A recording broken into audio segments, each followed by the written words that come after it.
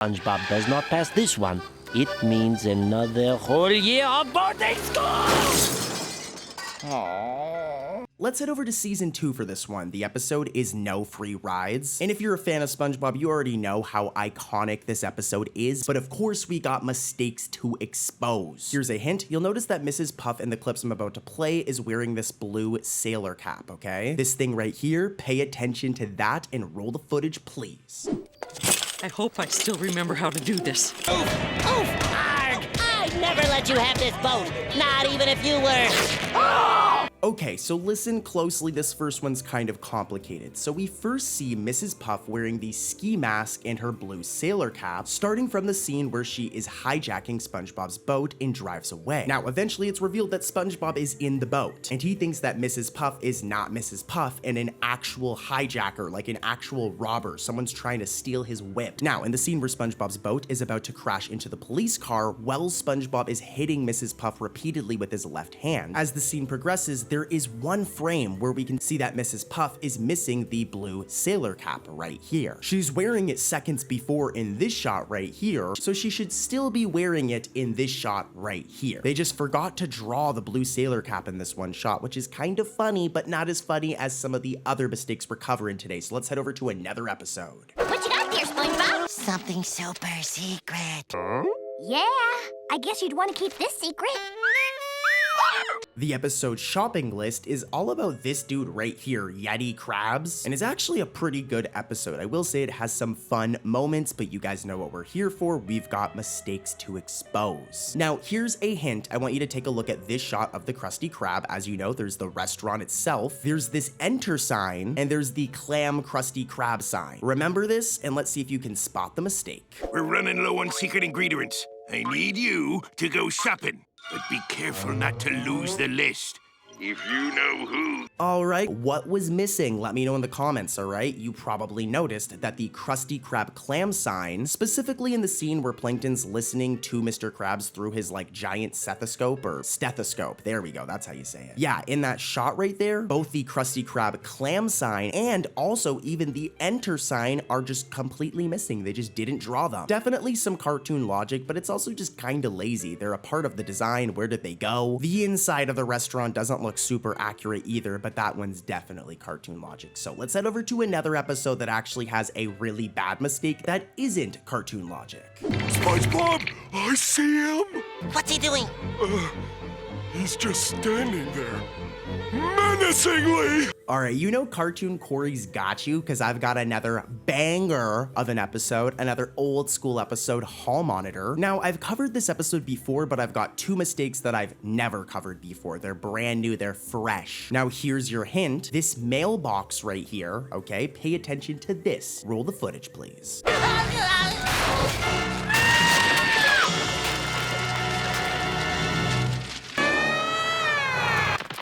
Okay, so as you guys just seen in those clips right there, SpongeBob crashes through this fence right here, okay? Like a crazy person. SpongeBob be unhinged, but yeah, he crashes through the fence here. Now, before this, we can see the fence before it's crashed into. We can see this mailbox right here, and we can see all of these surrounding buildings. But the problem is after SpongeBob crashes through the fence, all of those things disappear. The fence he crashed through is gone. There's no broken bits of fence anywhere. The mailbox is gone when SpongeBob didn't even crash into the mailbox, and the surrounding buildings have also disappeared. So yeah, either SpongeBob caused way more damage than we thought, or the animators were a little bit lazy here. What do you guys think? Let me know in the comments, but here's mistake number 2 from Hall Monitor, and of course, here's a hint. I want you to pay attention to the signs of the maniac, like the wanted posters. Have you seen this man? SpongeBob here, Patrick. Okay, so some context, and I'm not gonna ramble on here too long because I know you guys want to see the mistakes, you don't want to hear me yap. But a big plot point of this episode is that SpongeBob is elected as Hall Monitor, but he takes it way too seriously. He's just Hall Monitor at school, but dude starts like walking around Bikini Bottom like he's a cop, acting crazy, resulting in people thinking that SpongeBob is a maniac. Also resulting in the police and just everybody looking for this wanted maniac, who's low-key just SpongeBob having a power trip. It's It's really funny. Now, throughout Bikini Bottom are these wanted maniac posters, as I mentioned. And the issue is that these posters just change, like in every shot. They're just different the way the poster looks. For example, the poster that the officers show Patrick and the one that Patrick stumbles on his own does not depict any clothing on the maniac or SpongeBob. He's just naked, boy. While the one placed in the background of SpongeBob during his patrol does show him wearing clothing, as you can see here. This one does have clothing. So it's very inconsistent, and think about it, these wouldn't be hand-drawn. Like, the police would have printed a ton of these with a printer and would have hung them up around Bikini Bottom. This is why this officer right here has a poster. So all of the posters should look the same. It would confuse people if some posters had clothing and then some didn't have clothing. How would people find the person that everyone's looking for? But anyways, I'm rambling on too long. Let's head over to another mistake, and this is where things are gonna get spicy, guys. The mistakes I covered already are weak compared to what's coming up. Next up, we have an episode that is quite literally all about mustard. I mean, there's a little bit more to the episode. I'm gonna play some clips kind of summarizing the setup so you guys get why it's about mustard. Roll the footage, and then we'll get right into the mistakes, don't worry. You're both hereby ordered to go down into the mustard mines and bring me back more mustard. Yeah, like I said, there's a lot more to the episode, but it is primarily about mustard. And yeah, interesting. Let's get into the mistakes.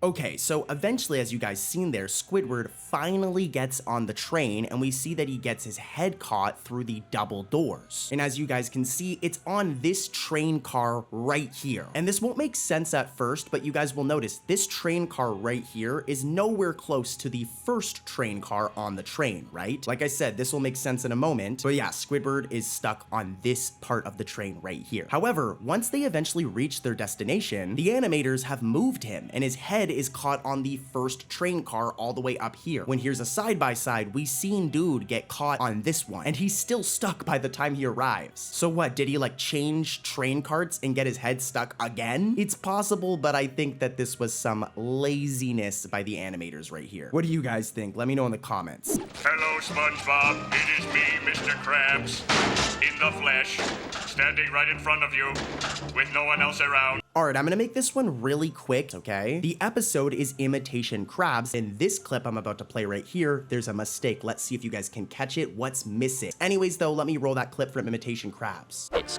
culinary complexity. Look, Mr. Krabs, I'm doing it! I'm doing it! Quit fooling around, SpongeBob. We've got customers. Did you guys catch it? Well, if you didn't, don't worry. The galley grub and order here sign are missing in the clips we just played. And let's look. Yep, the galley grub and order here sign are missing. Here's a random shot of the Krusty Krab, the inside. Normally, the galley grub and order signs are right here. But in this one shot, it's also missing right here. Pretty cool. With that said, though, let's head over to another episode, guys. Lots of crazy mistakes coming up. You guys already know. Gary! What are those Neanderthals up to? Don't they know I'm busy spoiling myself? Our next episode is actually a very sad episode in terms of plot. It's called Have You Seen This Snail? And it's all about Gary going missing. Really, really sad episode, guys. But you know what I don't feel sad about? Exposing the mistakes. Now here's a hint. It's kind of a weird one, but I want you to pay attention to Patrick's teeth. Just let it out, buddy. That's right. I can't cry anymore, Patrick. Alright, so here's the thing. When we take a look at the best friend duo, the biggest best friend duo in cartoon history, SpongeBob and Patrick, SpongeBob has always been drawn with buck teeth, okay? Like his bottom teeth are there, but then his top teeth are like buck teeth. While Patrick, a lot of the time is shown to either have a full mouth of teeth or just one tooth. There are many shots of Patrick where he just has like one tooth sticking out, usually when he's opening his mouth, but he doesn't have buck teeth like SpongeBob, right? Like here's a side-by-side with both of them having their mouths open, and Patrick does not have buck teeth. SpongeBob has buck teeth. However, though, in Have You Seen This Snail, when Patrick says to SpongeBob, let it out, his teeth are drawn exactly like SpongeBob's, and it looks really weird. You wouldn't catch this while just randomly watching the episode, but when you really think about it, this is a mistake. I have no idea why they gave Patrick buck teeth. They drew them exactly like SpongeBob's. Really weird, and here's mistake number 2 from Have You Seen This Snail? Can't hurt to look. Here goes nothing. Look, Pat. What is it? Let's see. This one's really quick, but there's a typo error. So as you guys seen, there's the shot where like SpongeBob's mailbox explodes. That thing just goes boom, and mail is shot out everywhere. Now, if we look at this overflowing mailbox right here, we can see that it reads Square Pat. Like, what? Yeah, that's definitely a typo. I imagine it's supposed to say SquarePants because this is the SquarePants household, but I have no idea why it says Square Pat. They're missing the N and the S. I wonder if the animators maybe got mixed up and put Square Pat as in like SquarePants in Patrick. I don't know, but this is a mistake. Covered with a viscous fluid. Bombs away!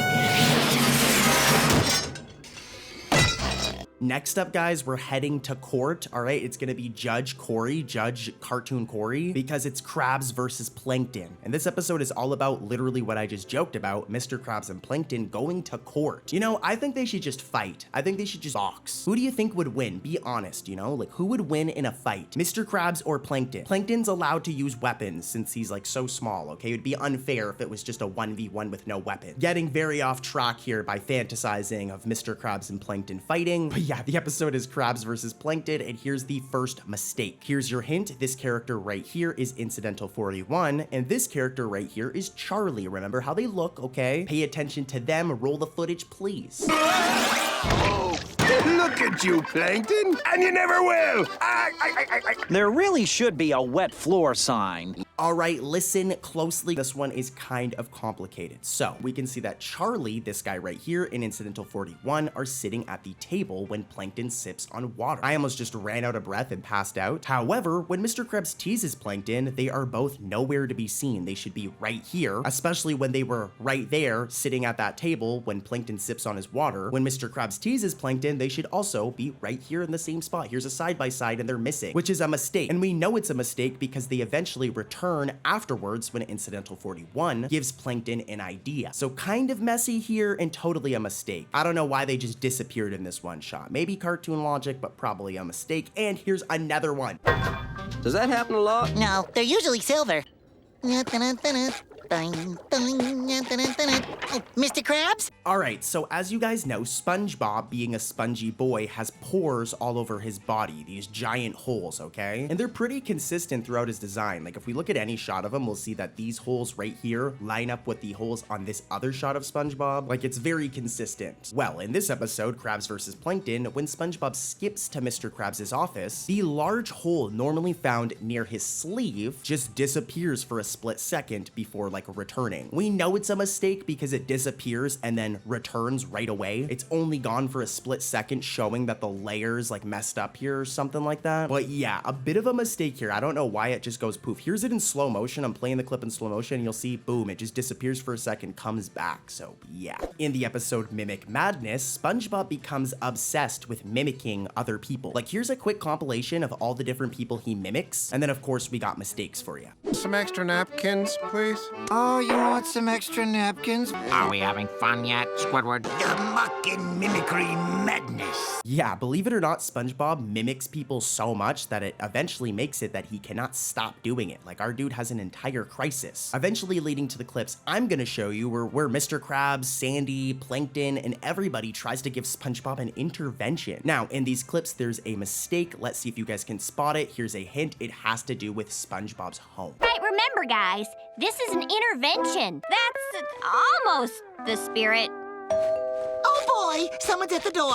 All right, so let's take a look at Conch Street really quickly. I always do this, so I'll make it fast, but as you guys know, it goes Patrick's house, Squidward's house, and SpongeBob's house, all right? And if we look at SpongeBob's house, its design is usually very consistent. If we go and look at it in early episodes, we'll see that it has these windows, okay? I'm arrowing all of them, these windows. The one you really want to be paying attention to is the bottom right window right here. As during the intervention, it's just missing, as you can see in this shot. It's literally just not there. But then it randomly reappears after this in this shot right here. Here's a side-by-side, it's not there, but then it's here in this shot, making for a really like strange mistake here. You know, like, I understand them forgetting about one of the windows, but to not draw it, but then draw it afterwards is just like making it very obvious that a mistake was made here. Hey, you claim jumpers! This is my turn!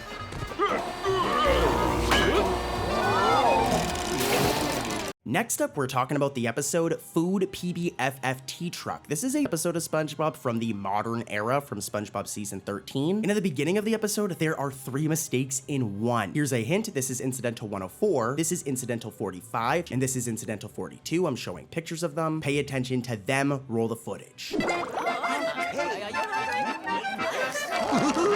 Me restaurant is packed to the gills with customers and their money. All right, 3 errors in one shot. Maybe you guys spotted them. If not, don't worry, Cartoon Corey's got you covered. So at the beginning of the episode, for one, if we slow down the footage, this right here is incidental 104, and their shirt disappears, which is very rough. I don't think I need to explain to you guys why this mistake right here is really bad. That's somebody's getting in trouble. Now, we can also see that there are 2 incidental 45s when there should only be 1. There's one at the dining table with incidental 42 and one waiting in order to get money to Squidward. The third mistake is that if we look at any of these shots I'm showing, here's one example, here's another example, and here's a third example. I'm showing all 3. The Chum Bucket and Krusty Krab are canonically across from one another. We even see this in the latest SpongeBob movie, the Sandy Cheeks movie. Look at this shot. They're directly across from one another, and there's this path right here, okay? Well, it's very hard to see, but as you can see from this outside shot, the path to the Chum Bucket and the Chum Bucket itself are just missing. That's 3 mistakes in one shot right there, guys. And let's head over to another episode with more mistakes. Nice license. Can I touch it? I'm gonna make this one real quick. It's from the season 13 episode, Seaman Sponge Haters Club. This episode is all about like a group of people that hate SpongeBob meeting every week to talk about how much they hate SpongeBob. Anyways though, let's find the mistake. It has to do with SpongeBob's body, okay? Roll the footage.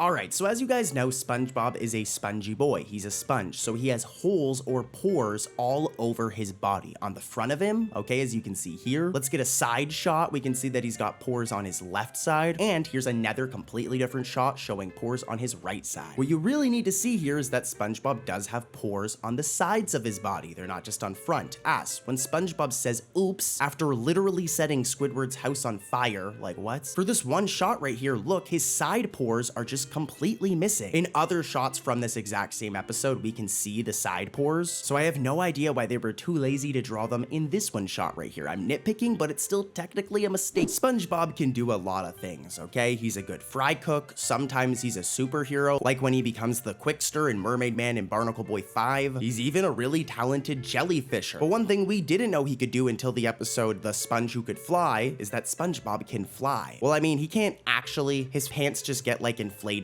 and he floats around and he thinks he can fly, and that's like the whole theme of this episode. Here's some funny clips actually, and then we're gonna get right into the 2 really bad mistakes. Friends from up above, these are the things that I love. It's an emergency! Let's roll. Yeah, SpongeBob, you're a little delusional. Really good episode, but it's mistake time. Roll the footage, and here's your hint, okay? Pay attention to this guy right here, Fred. No, he owes us favors. Get him!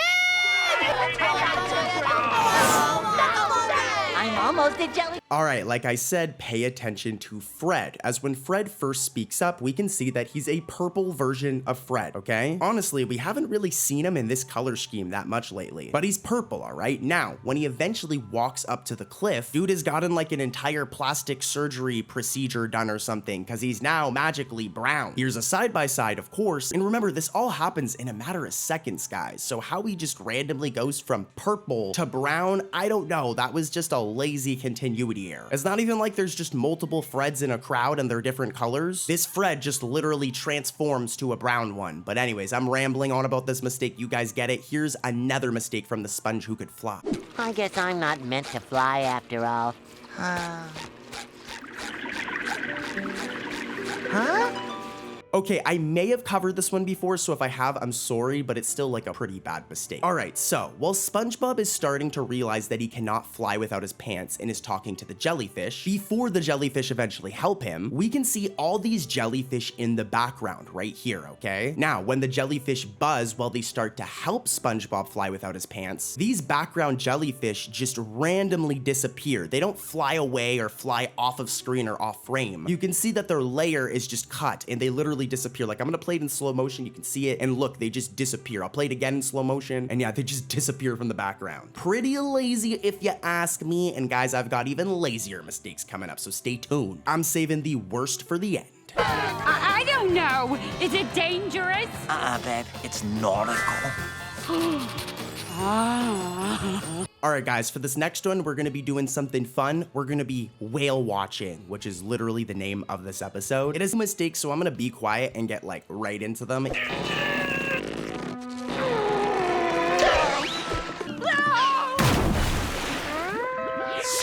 So as you guys seen, okay, before Pearl falls into the ocean, she has no shoes on due to them being pulled off. As you can see here, they're literally pulled off. You can see it. Here's the thing though. So when Pearl falls back into the ocean, okay, her shoes magically have like reappeared on her feet now. This is definitely cartoon logic. I'm aware of that, but just the way that it's done is very lazy. We literally see her with no shoes on a moment before this, and she falls into like the ocean, so she wouldn't have time to put her shoes back on. So yeah, definitely a mistake here in my opinion. What do you guys think though? Let me know in the comments. Is this a mistake or cartoon logic? Let me know, okay? Leave a comment. Sandy, this is no mere job. This is a calling. This is a duty to serve. This is a dream come true. All right, we're heading into the modern day for this episode. It's season 13. The episode is Hot Crossed Nuts, my favorite. Pause. And yeah, I'm gonna straight up say it. This first mistake in this episode is probably one of the worst mistakes I've ever covered in SpongeBob history. It's also hilarious. You wanna pay close attention to SpongeBob's arms, okay? Roll the footage.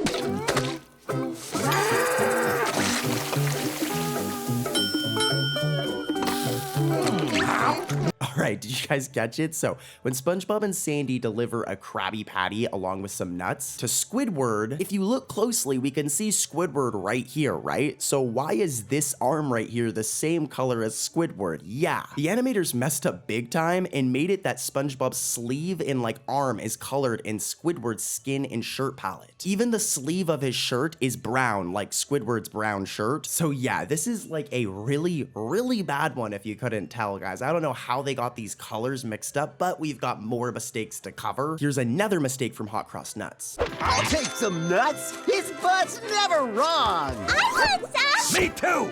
Ooh, nuts! This one's really easy to miss, okay? But this right here is incidental 37A, and you'll notice that there's lines on his dorsal fin. This is his dorsal fin right here. I'm circling it, and you'll see there's lines on it, right? Well, these lines randomly disappear when incidental 37A arises for incidental 180's pants. Here's a side-by-side with the lines and a version without the lines, and just, yeah, definitely a mistake, and let's head over to another episode.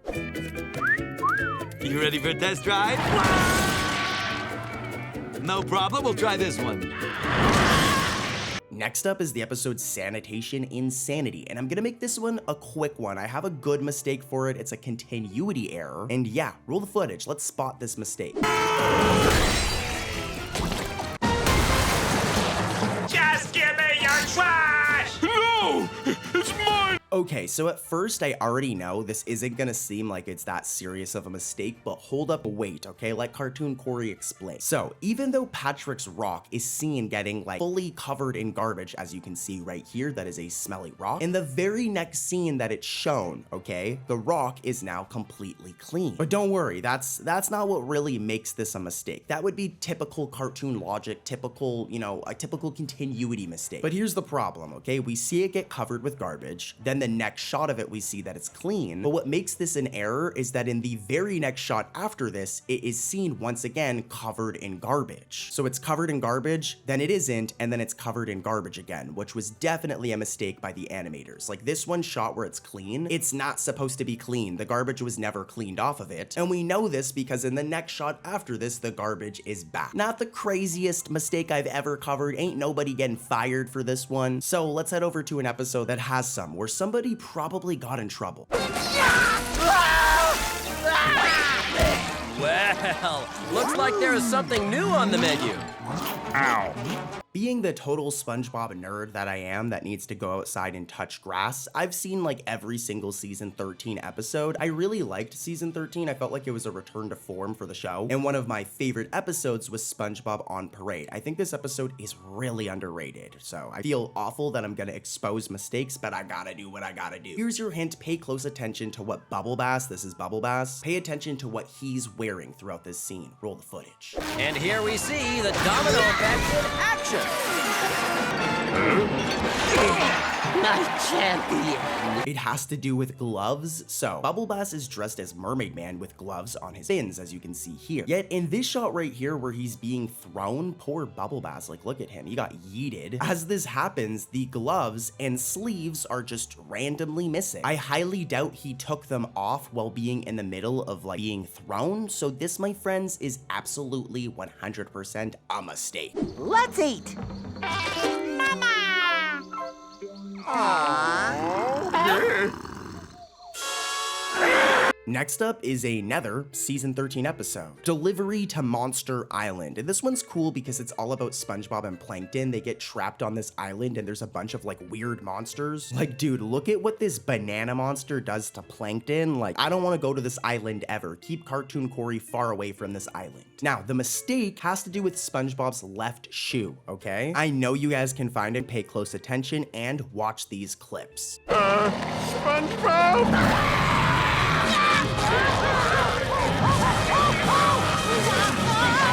This one is pretty rough. So when SpongeBob and Plankton are running away from this like snake monster thing, like look at this thing, dude. Again, I never want to go to this island ever, but as they run away from the monster, if we look very closely, SpongeBob's left shoe turns transparent for a whole frame. It's quick, so I'll definitely like forgive Nickelodeon for this, but this is a pretty rough mistake. Like it's only for a frame, but that dude's foot is just not colored in at all. Now guys, I've got a couple more SpongeBob mistakes. Let me get my wallet. Wait, let me check this pocket. No. Patrick, you got any change? How much do you need? Dude, who remembers the episode Rock Bottom? This episode's iconic, and I've found every mistake in it. Nearly 20 mistakes in one episode, and I'm gonna be talking about other episodes, so we're talking about like 50 mistakes in one video. But let's find the first mistake in Rock Bottom. Here's your hint. You wanna pay attention to SpongeBob's right arm. I'm gonna give you hints like this throughout the whole video, that way we can find the mistakes together. Like I said, pay attention to SpongeBob's right arm. Roll that footage. Another fantastic day at Glove World.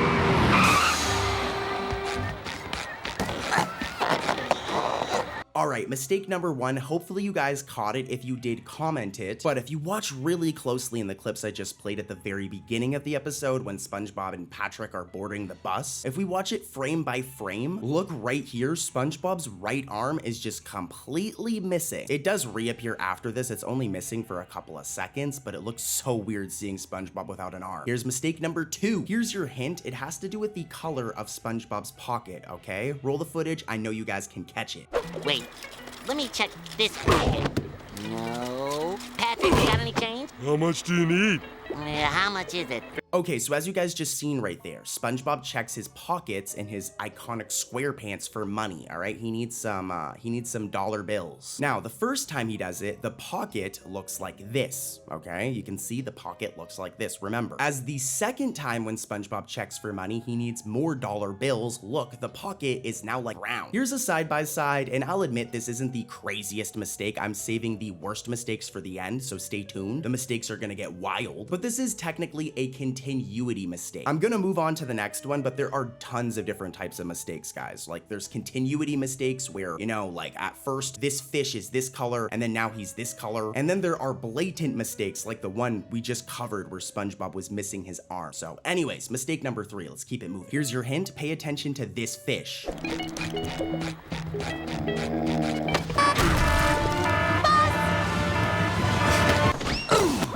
All right, mistake number 3 is definitely some cartoon logic here, but when SpongeBob and Patrick first get on the bus, we can see this fish right here sleeping. It looks like he's having a really good sleep. I wonder what he's dreaming about, guys. But yeah, this dude is sleeping, as you can see right here. But here's the issue. When they eventually arrive in rock bottom, like moments later, less than a minute later, and that fish is just completely gone. Maybe he got off before they went down. I guess that's a theory there. But there's also a chance that this was a continuity mistake, and I want to cover every mistake in rock bottom. So even though this mistake is kind of weak, I still gotta cover it, guys. But crazier mistakes are coming.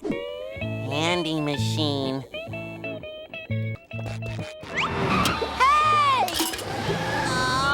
Did you guys catch the mistake? If you did, comment it below before I explain it. So, when SpongeBob looks at the vending machine, this one right here, we can see that the vending machine is facing him, okay? I want you to look at the angle of everything here. However, though, moments later, when he's choosing the candy he wants, it's now facing the opposite side of the road at like a 90-degree angle. Definitely some cartoon logic going on here. It is a cartoon, but this is also a bit of a continuity error. I mean, look at the side-by-side. Look at how the vending machine looked before in comparison to now. And yeah, come on, that's kind of a mistake. And we've got more. Let's keep it moving. Let's head over to number 5. Here's your hint. Pay attention to the balloon SpongeBob's holding. Okay, you got it? Let's see if you can find this one. I'm gonna get a bus schedule. Hey, SpongeBob, the bus is here!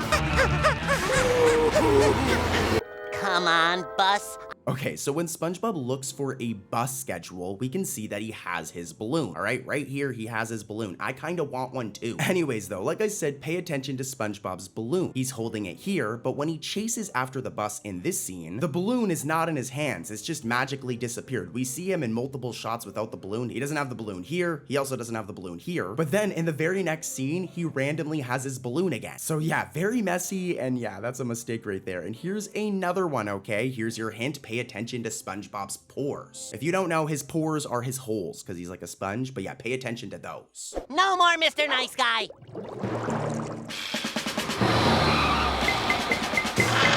Tartar sauce! Did you guys catch it? Like I said, you had to pay attention to the holes on SpongeBob. As in this scene right here, when SpongeBob's trying to sneak up on the bus, they forgot to draw his holes. It might be due to the angle, but they're just missing right here, which looks really weird. What's also weird though is this next mistake.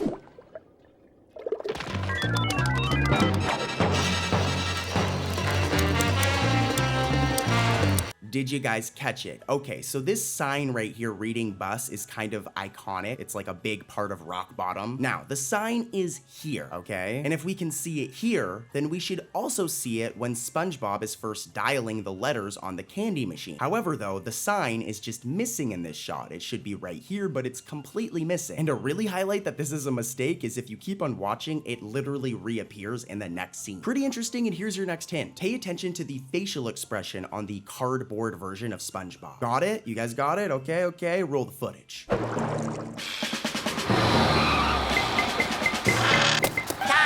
sauce! This is another funny one. I'll make it quick, but when the cardboard SpongeBob, which is like a decoy, right? When he's at the candy machine, it does not smile, all right? Look at the facial expression on this thing. It's not smiling. However, though, when the sign eventually falls, revealing it's a decoy, it randomly smiles as it's falling. Now, remember, guys, the cardboard one isn't real SpongeBob. Like, it's a fake cardboard decoy so that SpongeBob can get on the bus. So this thing shouldn't be changing facial expressions at all. Is it cartoon logic? Yes, but it's also kind of some sketchy cartoon logic right there. It's kind of a reach. And in my opinion, a mistake, and we've got more to cover, so let's head over to the next one. Right now! Until then, I am not leaving this spot! So SpongeBob is very stressed out. He cannot get out of this creepy place, rock bottom. It's so weird. And he finds himself at the bus station. Now, originally, we can see that there's a sign reading information right here, okay? It's right above the window. However, though, eventually when the lights shut off, when it closes, look, the sign just magically disappears. Here's a side-by-side, and yeah, that's another mistake. I've got one more for rock bottom, but then we're gonna head over to another episode and find every mistake in that episode as well. Here's your hint. It has to do with the credits, all right? So roll the credits.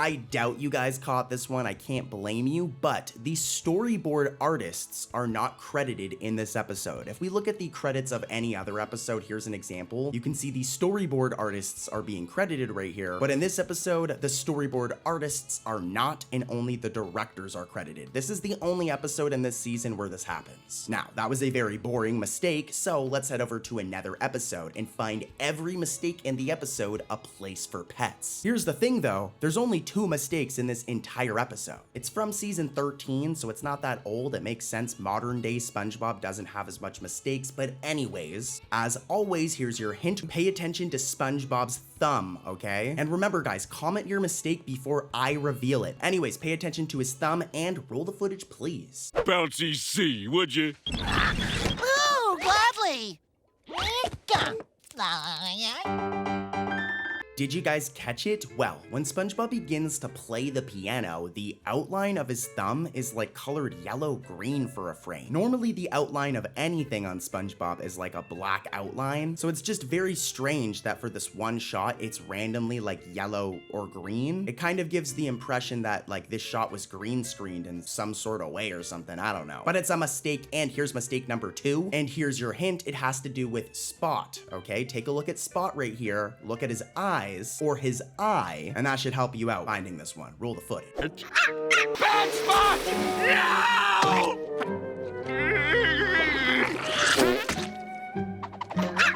Yeah, you guys probably guessed it, my hint was a little too clear, but in one scene, Spot has 2 eyes instead of 1. Spot, who's Plankton's pet, he's always only had 1 eye. Look at these shots from his debut episode. So yeah, a mistake. And then they cook you, and then they eat you, or worse. What could be worse than that? Gift shops. We're gonna be finding like nearly 12 or 15 mistakes in the episode Hooky. And here's your hint. I want you to keep note of the size of this hook right here. This hook right here, okay? Got it? Roll the footage. Wouldn't go near another hook! I'm hooked! Well, that was more of SpongeBob than I needed to see. So, when SpongeBob first encounters the lone hook on the way to the Krusty Krab, we can see that it's like massive in size. Like this is really big. So big that SpongeBob can even sit inside of it. Like really remember how big the hook is. Because eventually when SpongeBob gets hooked by this same hook, it shrinks like a bunch. At first it shrinks kind of slightly. Here's a side-by-side. But then when Squidward is revealed to be the one operating the fishing pole, look, the hook has become even smaller. Like here's a side-by-side of all 3, and I have no idea how it went from being this big to being like this big. This was a major continuity mistake right here. And we've got more. Here's mistake number 2, and here's your hint. I want you to pay attention to the path connecting to the Krusty Krab. Mr. Krabs, help! It happened! I'm hooked! Oh no! The hook! Gift shop! Tuna can! Alright, so canonically, when we look at the Krusty Krab in like any other episode, the Krusty Krab is connected to a side road, okay? It's like a straight road and then it turns off into the Krusty Krab. And the Chum Bucket should be across the street, but that's a whole other issue. For now, we're focusing on the path. The main point here is the Krusty Krab path always looks like this. But when SpongeBob is like freaking out after he gets hooked, if we look, it's randomly like a straight road connecting right up to the Krusty Krab door. When here's a side-by-side again, normally it looks like this, so this is a mistake. Here's your hint for mistake number 3. I want you to pay attention to where the hook is hooked onto SpongeBob's pants. Is it his pants, is it his underwear, or is it both? Pay attention. Oh no. Oh no, no, Mr. Krab. Well, that was more of SpongeBob than I needed to see. So, when SpongeBob's underwear is attached to the hook, they are hooked through the back of the underwear, okay? And they tear off. As you can see here, they tear off. However, though, when Squidward is eventually revealed to be the one using the fishing pole, SpongeBob's underwear is intact. And now the hook is through the front of them. Here's a side-by-side, and definitely some cartoon logic going on here, but I mean, come on, guys. What? Whoa! Whoa! Please save me, Mr. Krabs! Mr. Squidward, that was some fine angling. This next one is definitely also a little bit of cartoon logic. But here's the thing, as I mentioned, it's revealed that Squidward is the one actually controlling the hook that SpongeBob is like trapped on. However though, if you look, SpongeBob, while he's hooked, there are many shots where he's being dragged away from the Krusty Krab, which would literally be impossible if Squidward is at the Krusty Krab. Hopefully this one makes sense, but it's definitely kind of like a reach here. Here's your hint for the next one though, pay attention to SpongeBob's legs. Free water for all your little friends, Mr. Krabs. Mr. Krabs. SpongeBob, you're 2 minutes late. If you look closely, okay, when SpongeBob comes up to the Krusty Krab door, both the fishing hook and SpongeBob's legs are just missing. You could argue it's due to the angle, but I mean, come on, like look, you should still be able to see SpongeBob's legs, and we should still be able to see the hook. It's specifically when SpongeBob shows up by the Krusty Krab door after Mr. Krabs is seen giving drinks to Pearl and his friends, by the way. Do you think the lad has learned his lesson? Oh, I think he'll remember this for a long time. No, I will. The underwear! This one's a classic mistake. This happens in SpongeBob all the time. But when SpongeBob runs away from the Krusty Krab, whining in embarrassment, yeah, the chum bucket is just missing. Normally, the chum bucket is directly across from the Krusty Krab. Here's an example of this. So yeah, this is a mistake. And here's your hint for the next one, okay? A certain sign should be on the Krusty Krab doors or windows, but maybe it's missing. I don't know. Maybe it's missing. We'll have to watch the clip. Let's take a look. You were a good little fry cook, SpongeBob. It's SpongeBob Nudie Pants! Yeah, so a gag in this episode is that because SpongeBob is hooked, he's going to eventually like die. So Mr. Krabs puts up a help wanted sign in the window so he can replace SpongeBob when he eventually gets taken to the surface and put in gift shops. We see him put the sign up in this shot, but after SpongeBob is like flung into the door in these clips right here, the help wanted sign should be right here, but it is missing.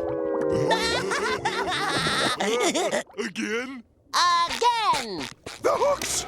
No, no, no! Alright, so during the scene you guys just saw, alright, there is a plastic sheet, the type used in traditional animation to ink in paint, non-background elements, and this plastic sheet appears to have some damage to it, alright? So this is like a full-on animation mistake. If we look right here, we can see that there's like some damage to the actual frame. It may look like there's a random like see-through jellyfish on screen, but no, this is damage to the actual like film or plastic sheet, making for an interesting mistake, a really bad one, definitely the worst mistake in all of Hooky. Sandy, I gotta show you this. Pick a card, any card. Oh! Sandy, where's your head? Our next episode is from Modern SpongeBob, season 12 to be exact, and it's One Trick Sponge. This episode's all right. It's pretty much about SpongeBob learning a new magic trick. Not the best episode in my opinion, so let's move right into the good stuff. Well, the not so good stuff, that being the mistakes. This episode has one. Let's see if you guys can spot it. Ooh, gotta go, SpongeBob. I'm washing my thighs tonight.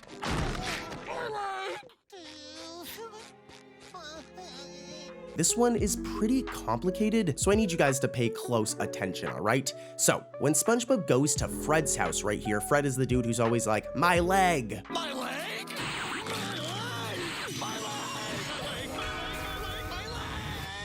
Yeah, that guy. When SpongeBob goes to his house, the direction he moves would mean that Fred's house is opposite from Mr. Krabs and Pearl's house, as you can see right here. Remember this, based on this shot, it would mean that Fred's house is like opposite to Mr. Krabs. You gotta remember this. However, in a later shot, Mr. Krabs' house is nowhere to be seen and is replaced with a kelp forest. So I don't know what happened here. The animators at first drew it as if Fred's house is right across from Mr. Krabs, but then they forgot and were lazy and then just drew a kelp forest instead. Not that big of a deal because it's a cartoon, but this is still a weird mistake. Some continuity errors, but let's keep it moving and head over to our next episode. This one is crazy, guys. Stay tuned. It's all about you, girl. On your 16th birthday, we'll pay attention to you, girl. The episode Whale of a Birthday is filled to the brim when it comes to mistakes. Like, there are so many mistakes in this episode. For now, we're gonna focus on these 3 spicy ones. Here are some clips. Let's see if you guys can catch them. Pearl, come here. This is so coral. So this is another somewhat complicated one, but once I point it out, it'll make total sense to you guys, right? When Pearl and her friends are at the mall, as you can see here, she looks at the sea pony. I kind of want a sea pony, guys. That'd be kind of cool. But more importantly, in the first shot, it shows the dogfish tank right next to it, with a clear separation of the two tanks, okay? Remember this. On one side, there is a sea pony, right, in one tank, and then on the other side, there's the dogfish. And there's this thing right here, which clearly divides them and separates them into two different tanks. But a few seconds later, and now the sea pony shares a tank with the dogfish. They're just in one tank. Like, the entire art of this one spot looks completely different now, which was like a really lame mistake on the animator's end. Like, I don't even know how they made this mistake. It's very easy to miss, but let's keep it moving. Mistake number 2 is just as spicy. Roll the footage. Oh my gosh, it's Billy Fishkin. Hi, Billy.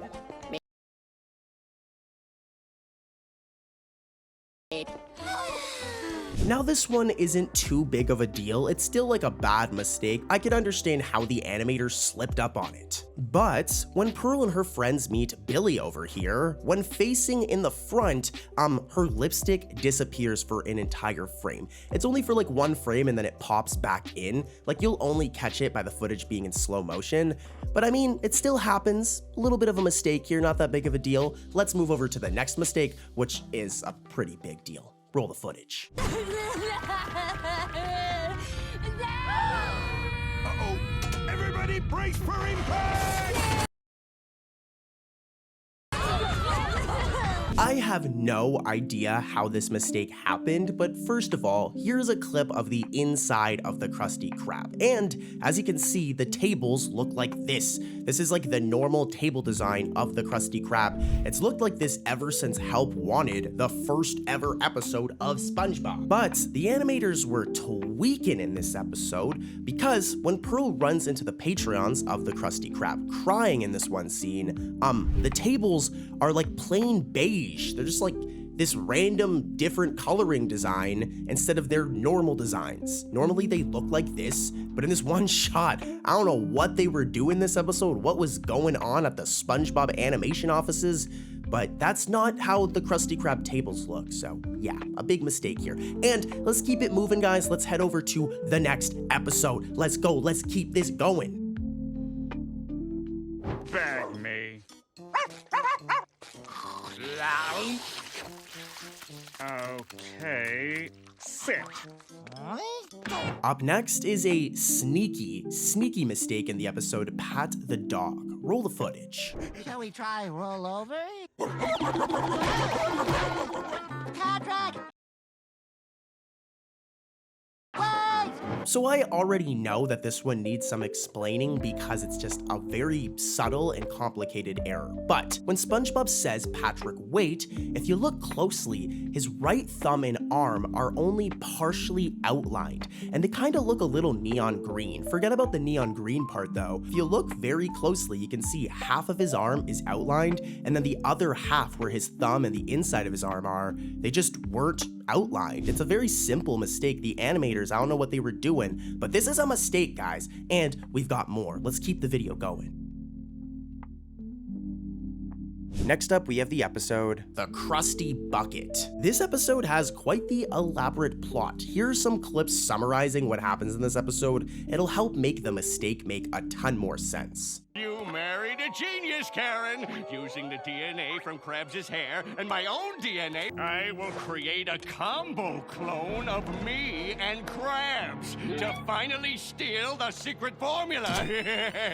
Behold, Plank Crab!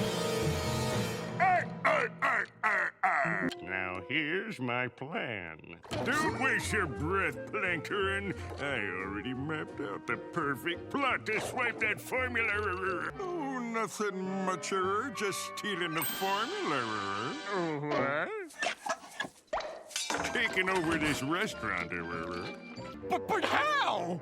All it took me, Hardy, was a hearty handshake.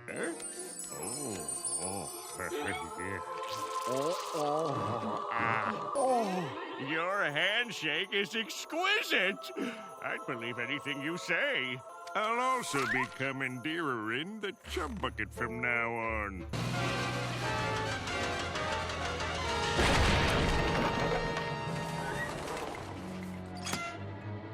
This Krabby Patty tastes even better than usual. Well, it's the same old patty, except now each one has a pinch of chum added. So, you two scallywags want to work for me, eh? I want to be the manager. Just so happens I'm looking for 2 new managers to manage me toilets.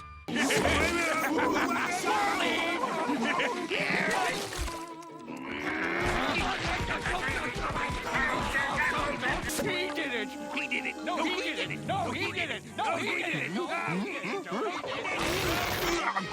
Where are you sitting with Plankton?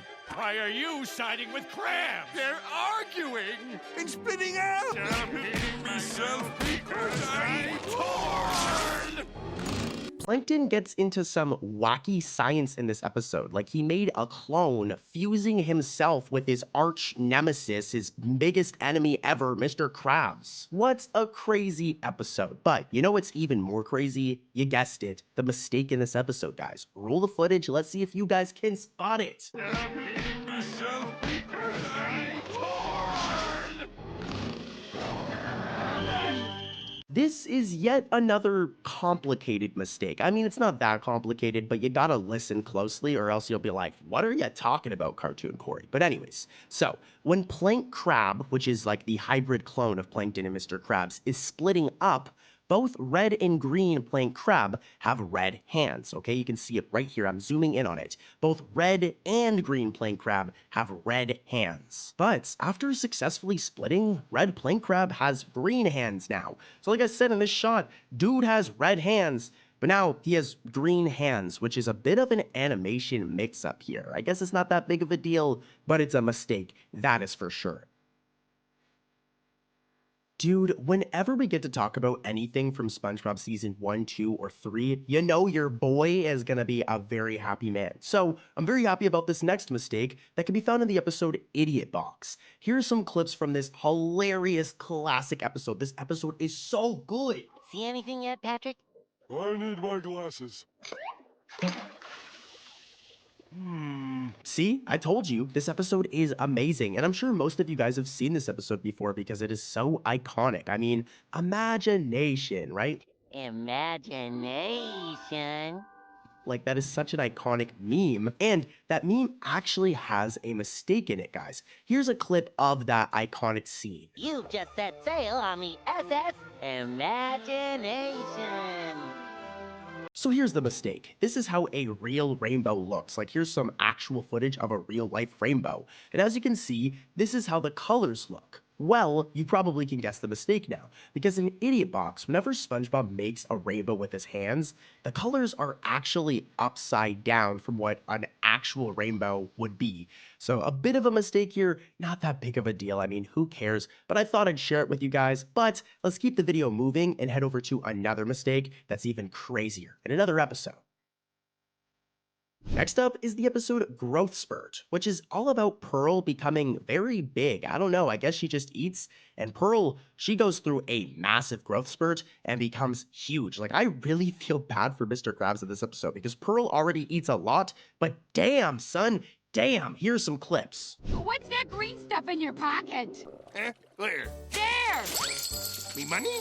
I'll just have to eat this. Pearl is wildin' in this episode. Like, as you guys heard, at one point, she literally threatens to eat Mr. Krabs' money. Like, this girl is so hungry, she would have eaten his money. But anyways, let's get into the mistake in this episode. It's really bad. Keep those eyes peeled.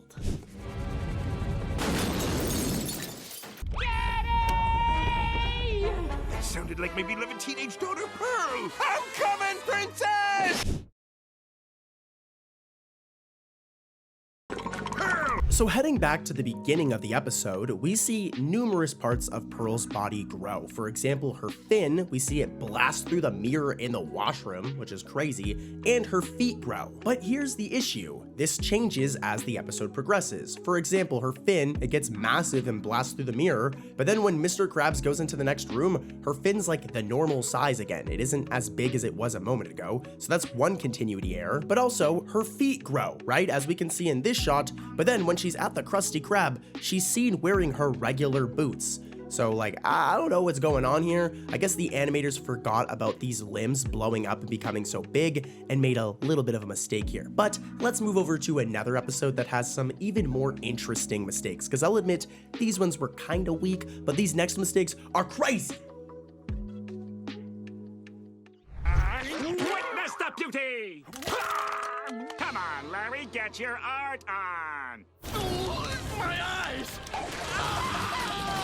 Up next is the episode Out of the Picture from season 10, a nice HD episode for you guys. I mean, look at how nice the footage looks. This episode is pretty interesting. Pretty much, Mr. Krabs realizes that Squidward's art, all of his lame art that he makes, I think it's actually kind of nice. Everybody else thinks it's lame, but Mr. Krabs realizes that if Squidward dies, that his art will be worth more money and he can sell it. Yeah, Mr. Krabs, you are a terrible boss, dude. Like, you're an awful boss, man. But anyways, here are some clips from the episode. Got a delivery for you, Mr. Squidward. I've got a delivery from the Krusty Krab. Delivery from the Krusty Krab. Man, Mr. Krabs sends Squidward on quite the adventure in this episode. This dude goes everywhere, including good old-fashioned Rock Bottom. I love this place. It's actually a reference to seasons 1, 2, and 3, back to the episode literally Rock Bottom. I love Rock Bottom and I love old school SpongeBob. But anyways, let's get into the mistake for this episode, as it has to do with Rock Bottom. Stop! Rock Bottom! Alright, so watch closely. When Squidward first arrives in Rock Bottom, the bus station is missing. And here's even a piece of footage from the original Rock Bottom episode. Here's the bus station. But when Squidward first arrives, the animators must have just forgotten about this and they straight up did not draw the bus station, making for a continuity error here. By the way, if you're new to the channel, make sure to subscribe right now, because if you comment, I'll respond. I respond to the comments of all of my subscribers. So if you are subscribed and you comment, I'll respond. It's that simple. Literally right now, if you subscribe, I'll see that you're subscribed in YouTube Studio to confirm it, and then I'll respond to your comment. It's that simple, guys. So I love you guys. I'm Cartoon Corey. I'm gonna be live streaming soon, so hit that bell. That way you get a notification when I go live. You never wanna miss it. Expect in the next coming weeks to see more Easter egg videos, deadly moment videos, and hey, even let me know in the comments other types of SpongeBob videos you want us to do, because I'd love to do them. Money, oh money, how I love thee. Cha-ching, cha-chong, cha-changaroo. From pennies to dollars, any amount will do. I'm going to make this one very, very quick. Roll the footage. Here's the mistake in the episode, selling out. See that? Without all your smoke and mirrors, no one would stomach this garbage. What'd he say? Garbage? Okay, so this character right here is Incidental 42, and in every episode before this one, this character always has a male voice, okay? A male voice. Here are some examples. No food.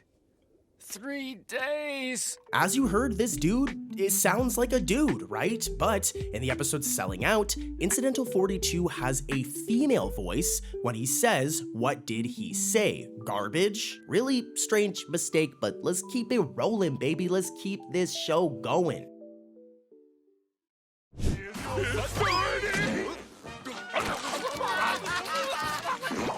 I'll take another one, this time with less managers. One really good episode from season 13 is Goofy Scoopers. I mean, anything Goofy Goobers related, I love. But like any episode, this episode has a mistake. Here's the mistake. Let's see if you can catch it. Let's rock!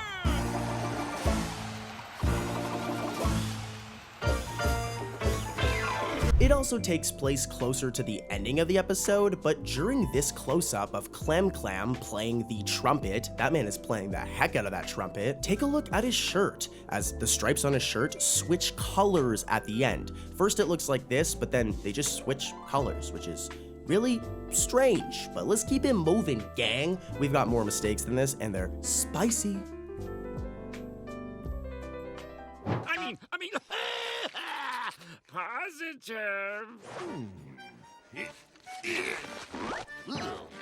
Too sicky. Okay, so our next mistake can be found in another season 13 episode, Squidward's Sick Days. And this one is really funny because when you really think about it, it's actually like a hilarious mistake. Here are the clips, roll the footage. I can't believe I'm dreaming about work when there's so many more interesting things I could be doing. Just look at my unfinished painting and my uneaten strudel.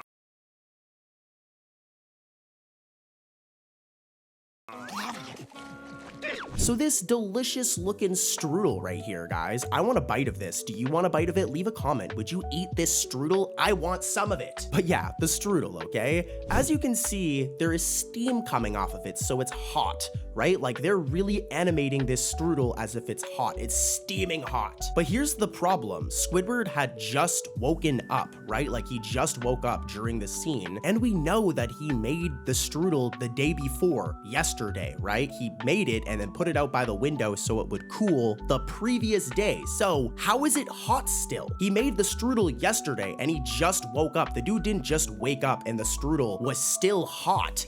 So this is just a really silly mistake. I hope you guys get what I'm saying for it, because this is a bad one. But anyways, during that same scene, there's actually another mistake. I'm gonna roll the clip again really quickly. Did you spot it? And my uneaten strudel.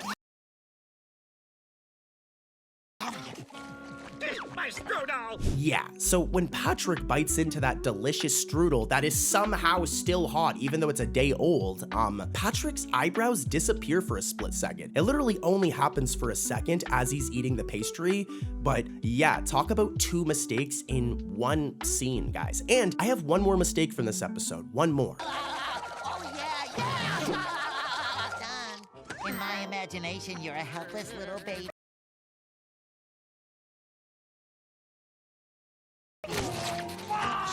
You're sicker than I thought. So take a look at this painting right here, okay? As you can see in the painting, SpongeBob is holding a baby Squidward. Aw, Squidward, you're such a cute baby. Now, as you can see, SpongeBob's arm on the left from our viewing perspective is yellow right here. But take a look at his other arm in the picture as it's green. The animator's messed up. His arm's supposed to be yellow, but his arm's the same color as Squidward. Dude, what? This is a really bad one, guys. Look at how awkward that looks, but let's keep it moving and head over to another episode. Run for it, man! I love this next episode, Enemy-in-Law, just because the plot is so funny. Plankton falls in love with Betsy Krabs, Mr. Krabs' mom. Imagine having like a mortal enemy and falling in love with their mama. Their mama. Plankton, you're crazy. Anyways though, here are some clips summarizing this episode. It's really funny. Why did I ever buy that computer wife? I need a real woman. Such beauty. She's an angel and no wires. I don't even know her name, and yet she's stolen my heart. You've fallen in love with another woman? Roses are red, violets are blue. World domination has nothing on you.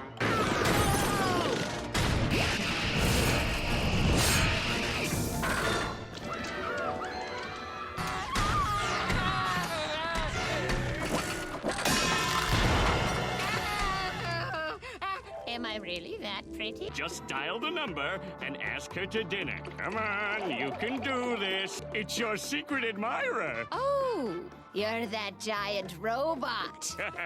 No, I programmed the robot. I've admired you from afar for too long, my angel. We must meet face to face. How about the Krusty Krab? Tonight at 8? Sounds wonderful. Me new boyfriend bought me this hat. Boyfriend? Someone to spend time with you? That's wonderful! What's his name? I don't know. I'm meeting him here tonight. Wonderful! I'll stay open late so you can have a nice romantic dinner. Now run along. I must say you look ravishing tonight. Oh my, you're a tiny thing, but awfully cute. Tell me about yourself. I'm the founder and owner of the Chum Bucket. Never heard of it.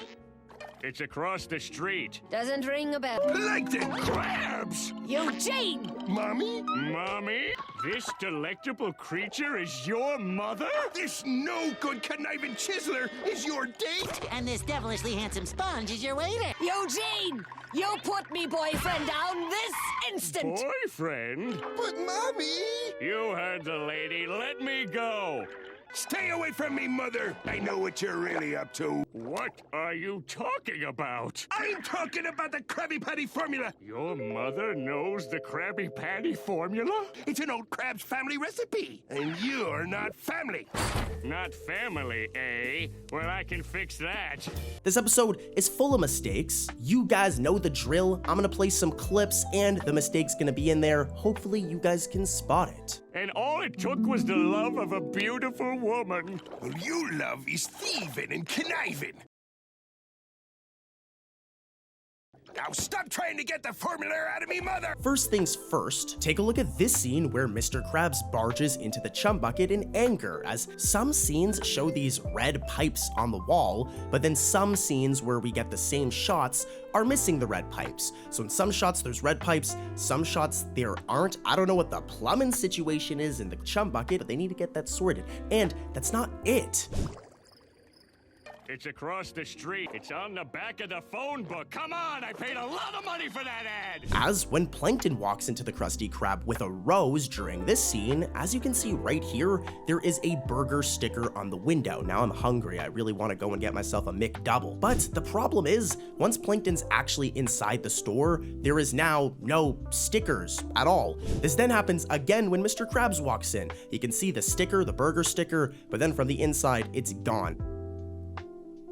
Nerdmobile. It comes with pocket protectors, corrective lens windshield, and seat wedgies.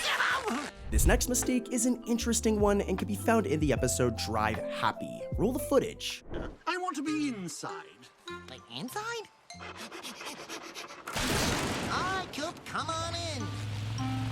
Did you catch the mistake? Well, whoever wrote this episode, or I guess animated it, needs to go back and educate themselves on the world of SpongeBob, most notably Conch Street. As in this shot, as you can see right here, SpongeBob's iconic pineapple home has a garage in the back of it, alright? You know, a garage where you'd park a car. But here's the issue. At one point in Drive Happy, SpongeBob saws a hole at the front of his house so that Coop, his car, can enter and seek shelter. This was completely unnecessary, SpongeBob, because you know, you have a garage. So like, why would you do that? Well, it's not SpongeBob's fault, it's the animator's fault. They forgot about this garage, as you can see in this shot, and then made SpongeBob do this in this episode. What a weird mistake. This one's so weird that I just want to move on from it to our next episode. Let's keep it going.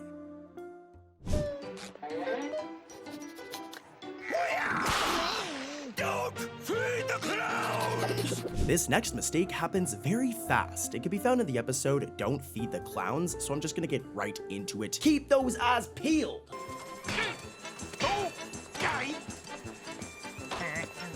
So during these business building scenes, we see the character R.A. Pennypincher a bunch of times. He's just there within the business building. But during this one scene, the animators must have been feeling lazy or something. I don't know what was going on, as Pennypincher is replaced with another incidental 41 in this one shot. It's kind of weird. I know this might not seem like that big of a mistake, but it is a mistake, so it's very strange. Let's keep it moving though and head over to another episode. This one, guys, be prepared. It's gonna be a wild mistake. Next up is the episode Food PBFFT Truck, a really good episode from season 13. This is one of my favorites. Here are some hilarious clips from the episode. Why were you waving at us? I wasn't waving at you. I was drying out my armpits. Okay, it's time for the mistakes. It's mistake time. It's what you guys clicked on this video for.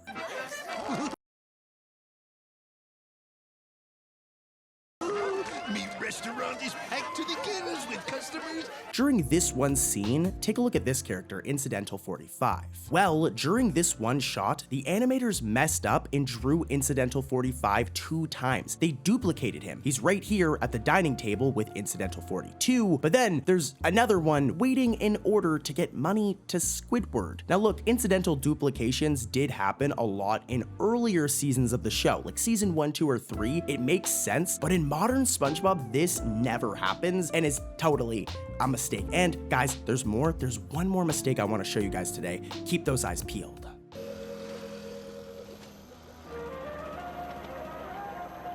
Where is everybody? So as you just saw, when SpongeBob and Squidward are driving around in Rock Bottom, which is so cool by the way, seeing Rock Bottom again, I love this place. But yeah, they're driving around and they pass this question mark store once, right? But the animators must have forgot about this and reused the background or something, as they end up passing the store twice, which wouldn't have been possible. They passed it once. So yeah, another mistake. Mermaid Man, with his young associate Barnacle Boy, fights for all creatures that live in the sea against the forces of evil. Can you believe that this season 1 episode of SpongeBob has over like 15 mistakes in it? What? Well, in today's video, we're gonna ruin your childhood and expose all of them. Here's the first mistake. Barnacle Boy, unite! Creatures of the deep, assemble! All right, it's time for Mermaid Man and Barnacle Boy 1. Did you guys catch that first mistake? If not, let me explain. First things first though, just saying, it's crazy that this was the first episode where Mermaid Man and Barnacle Boy ever appeared. It's history, but anyways, let me explain this mistake. So as you guys may have just noticed, the donut Patrick uses as a stand-in for Barnacle Boy's ring, this one right here, is chocolate, all right? Remember this, it's chocolate. We see this especially when they touch their donuts together. But the problem here is when we see this exact same donut in any other shot, it's orange. We know it's the same donut because of how many donuts were in the box, but yeah, first the donut was chocolate and then it just randomly changes to an orange donut in every other shot. And just saying, an orange donut sounds disgusting. Like I don't think I would eat that, an orange flavored donut. What about you guys? But anyways, here's mistake number 2 from Mermaid Man and Barnacle Boy 1. Hold it right there, ma'am. I'll be taking that. Ah! Help! Help! Help!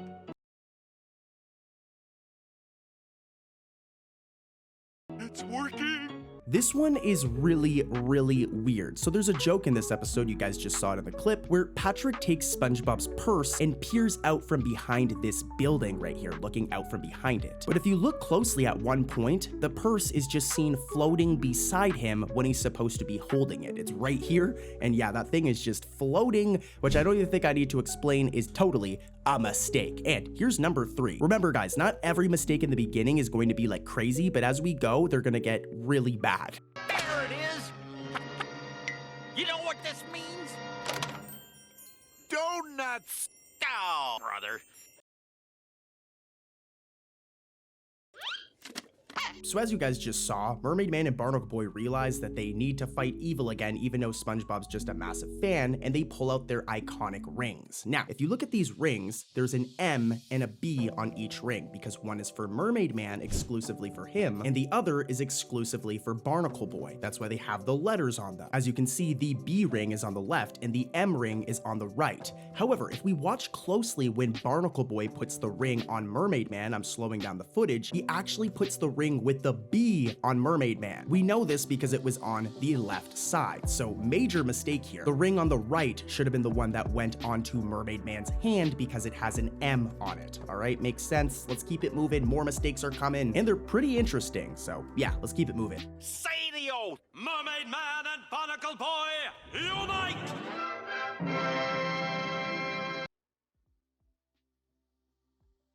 throw a water ball at him. I'm gonna make this one quick because it is pretty much cartoon logic, but as you know, Mermaid Man and Barnacle Boy put those rings on, but the problem is after Mermaid Man says the oath, both his and Barnacle Boy's rings have now just disappeared. We literally see them put them on seconds prior, but just now they're just gone, which is just a really stupid mistake, to be honest, but again, it is cartoon logic that they would disappear. Whatever. Here's another mistake.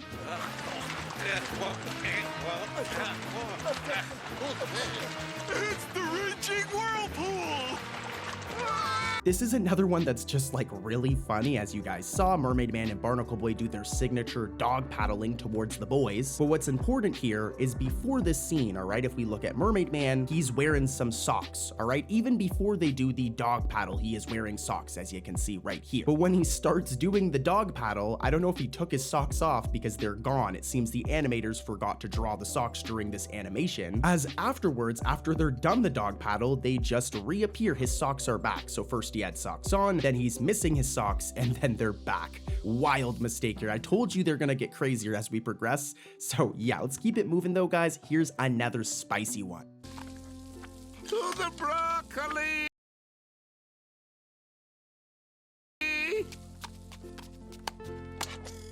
This one happens really fast, so it's somewhat excusable, but it's also just really hilarious. When Mermaid Man says to the broccoli while in line, again, it happens very, very quickly, but his right bra strap turns orange for a split second. Normally they're white, as you can see in this shot right here, but for that one split second, it turns orange and it looks very, very strange. Definitely a little bit of an animation error here, and here's more. We need help!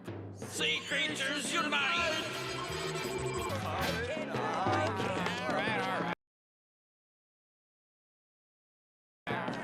Now this one is a tough mistake, guys. How me and my team found it is very impressive because it's very, very easy to miss. But when Mabel, this lady right here, remember her, when she comes outside after Mermaid Man calls her and the other old people residents to assemble, as she's coming out of the place to the outside to Bikini Bottom, the bottom of her cane flashes white for like 2 different frames. Does it matter? Not really, but it's still technically a mistake, and you gotta say, it's kind of impressive that we found this one. Like, come on, dude. I'm playing it again. Yeah, it flashes white for like 2 different frames, and it's definitely not supposed to happen, but we'll let it slide. And now it's time to head over to our last mistake from this episode that's actually hilarious.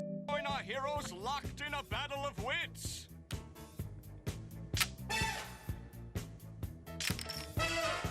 All right, it's time for the last mistake. So as you guys just saw, Mermaid Man and Barnacle Boy were playing checkers. Now, whenever we get a zoomed out shot of this checkerboard, it's incorrectly colored, with the red squares being where the black squares are supposed to be, and the black squares being where the red squares are supposed to be. Now, in any of these zoomed in shots, it's correct, right? So we can do a side by side. Here's a zoomed in shot, and here's a zoomed out shot, and you'll notice the zoomed out shots are incorrect. They messed up the board for checkers. Maybe checkers is reversed in Bikini Bottom, but the fact that they drew it correctly when zoomed in shows that those zoomed out shots are 100% a mistake. Rest in peace to the voice actor of Mermaid Man, just saying he's a legend. And yeah, that's it for Mermaid Man and Barnacle Boy 1. Ooh. Ooh. Ooh. Let's head over to Neptune's spatula. Here's the first mistake.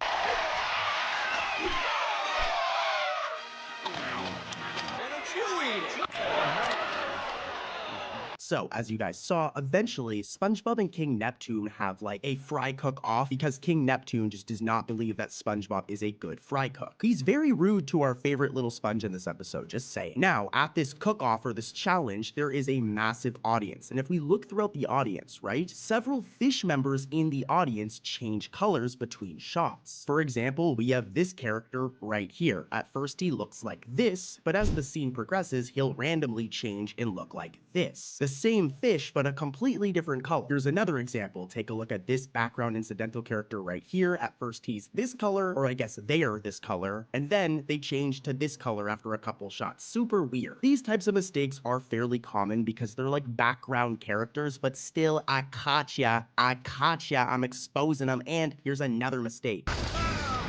What did I tell you about using your powers, trainee? Perfect patties are made with love, not magic.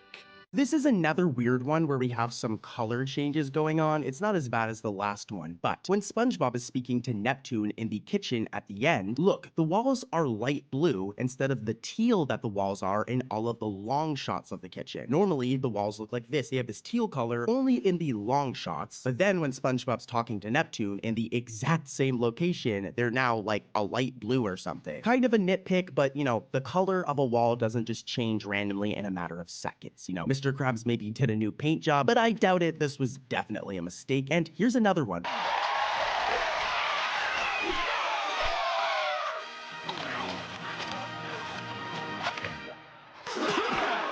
I don't know how I caught this one, but this character right here is Incidental 7. I'm showing a PNG of her on screen right now. Well, as you can see here, Incidental 7 is chilling in the crowd, and she is wearing a shirt with a collar. Remember the collar, all right? As eventually, when Incidental 7 catches one of Neptune's patties, look, that collar that was just on their shirt just disappears randomly. Literally, here's a side-by-side, and look at this. After she takes a bite of the patty, her collar just randomly reappears again. So very messy moment here. Your shell is mine!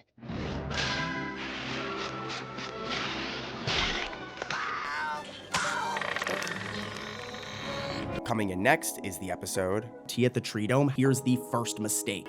4 stingers.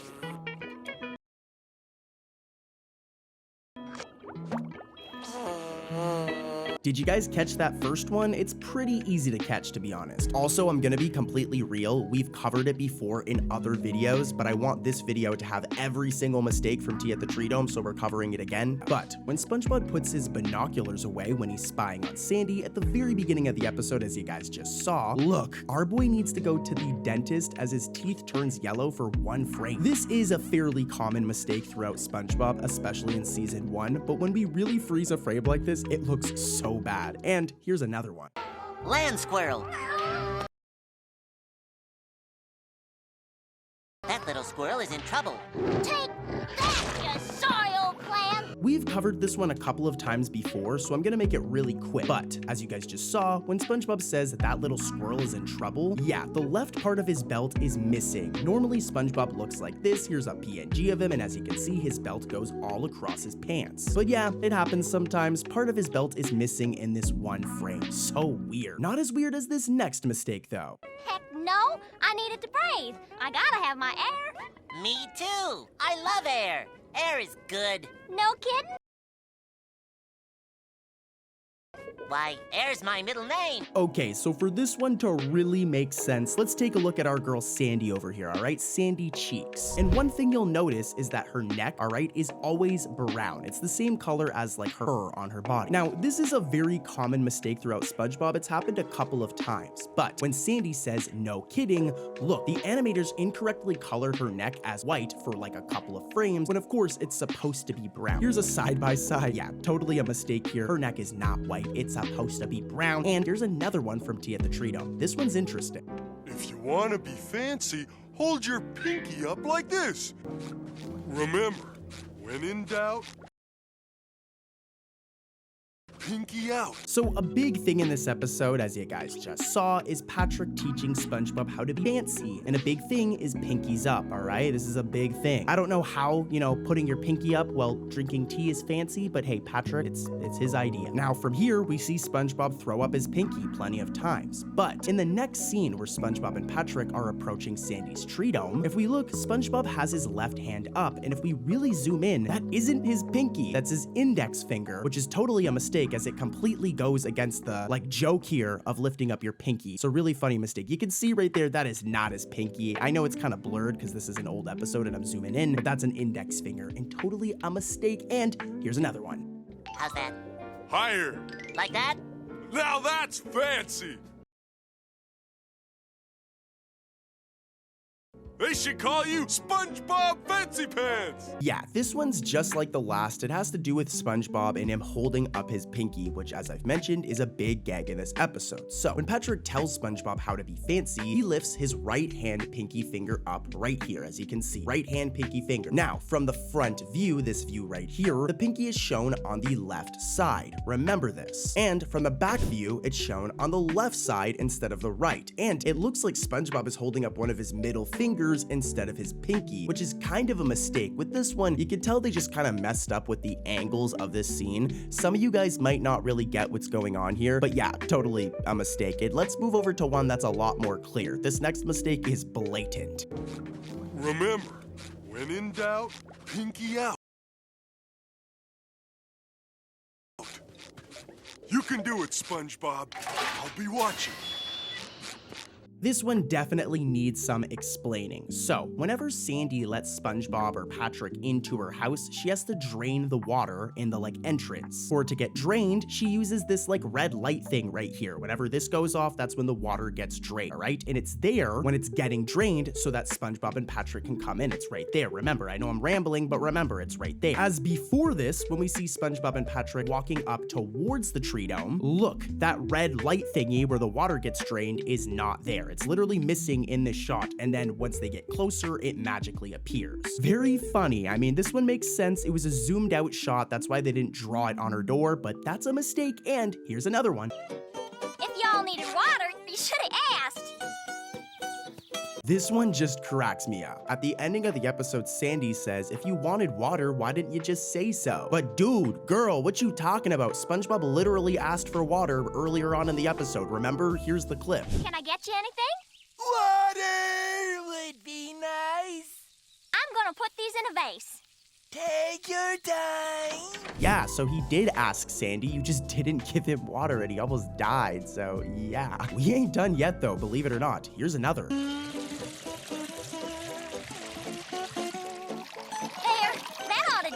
And last but not least, for Tea at the Tree Dome, this one is hilarious. So as you guys just saw, SpongeBob is seen rehydrated, all right? He's all refreshed now. He isn't dying anymore. But if we look closely, there isn't any water in his air helmet yet. He just starts looking like this as Patrick is getting filled up before SpongeBob himself actually gets filled up. So yeah, this is the worst mistake of the episode, to be honest with you guys. Next up, we have a very special episode of SpongeBob. I mean, it's literally the first episode ever Help Wanted. Here we see Bikini Bottom, teeming with life, home of one of my favorite creatures, SpongeBob SquarePants. This one's a big deal, and I don't think I need to tell you guys why. I mean, it's the debut of our favorite annoying little sponge over here, SpongeBob, and all of our other favorite Bikini Bottom characters. But I hate to do it, guys. I gotta do what I gotta do. We're gonna be diving into mistakes, and this episode has 10 plus, so here's the first one.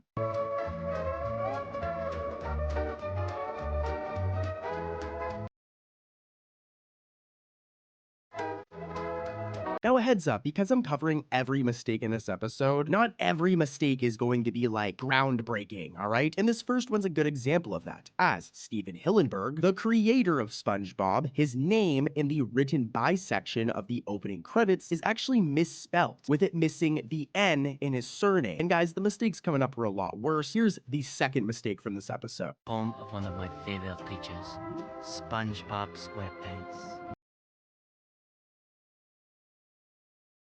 Yes, of course he lives in a pineapple, you silly. Yeah, this one's quick, but this is how SpongeBob's house normally looks. Now, keep in mind, this is the first ever episode, so I mean, the house isn't really decided on yet, but this is how SpongeBob's pineapple home normally looks. And as you can see, it has a window here, and there's also one here at the back. I don't know if I can show it in this one image. But in Help Wanted, in the very beginning of the episode, look, SpongeBob's iconic pineapple home is missing this window right here. There should be a window right there, and it isn't there. This is the first episode though, so I'll give the show a break, and here's another mistake. There it is. The finest eating establishment ever established for eating. The Krusty Krab. This one's a weird one, and I feel kind of lame nitpicking, but the goal is to cover every mistake in this episode, right? So, when SpongeBob is looking at the Krusty Krab in the scene you guys just saw, at first, as you can see right here, I'm using an arrow to point it out, he is on sand. Remember this, alright? He's on sand. But then, literally a couple seconds later, in the next shot, he's suddenly now on the road. So yeah, kind of weird. Here's a side-by-side. First he's on the sand, then he's on the road. Weird mistake, and here's the next one. Who's ready? I'm ready. Who's ready? I'm ready. Who's ready?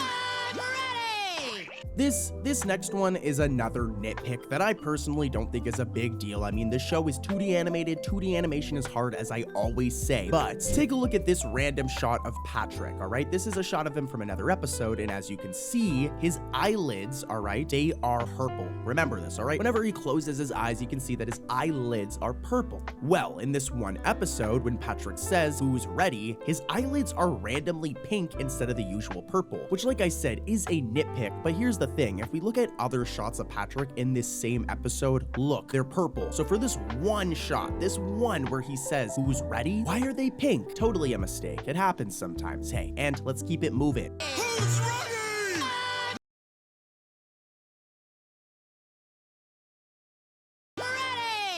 Okay, so this one's actually pretty bad. The last two were, you know, they were all right mistakes. So, as you guys just seen, we have that shot where SpongeBob is going, "I'm ready," his catchphrase. And the last time he says it, look, as his collar actually turns red randomly, and it's not supposed to be that color. That's, yeah, that's a mistake. And like I said, this one's actually pretty bad. There's lots more coming up though, guys. Here's the next one.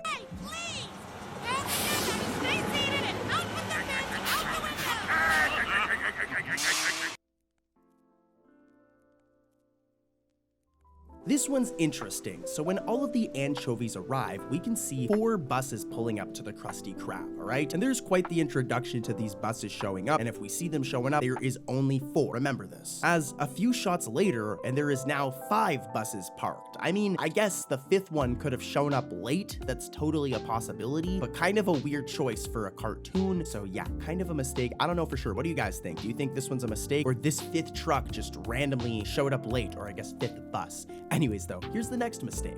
Smelly smell, it smells smelly. Anchovies. Why?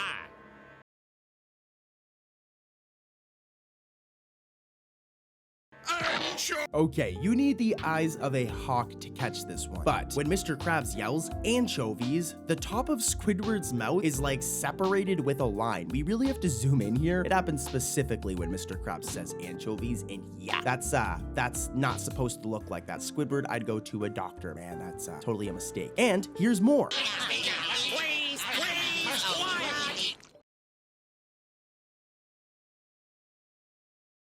Is this any way to behave?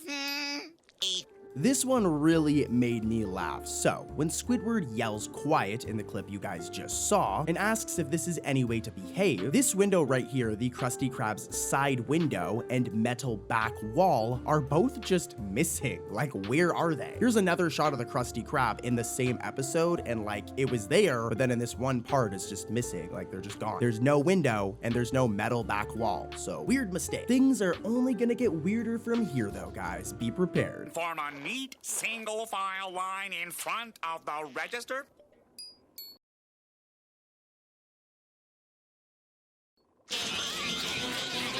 Alright, so take a look at the inside of the Krusty Krab. This is from a more modern episode of SpongeBob, just so you guys can get a widescreen look. And something you'll notice is that there's always this order here sign right here in Squidward's like cashier station. It's right above the ordering boat that Squidward is always standing in. Well, in Help Wanted, when the anchovies are absolutely tweaking and freaking out and are picking up the ordering boat, look, that order here sign that's supposed to be right here is nowhere to be seen. I mean, it's not that big of a deal, as a lot of these mistakes are. They're not that big of a deal, but it's really funny to catch. And now whenever I rewatch this episode, I'm always gonna see this mistake.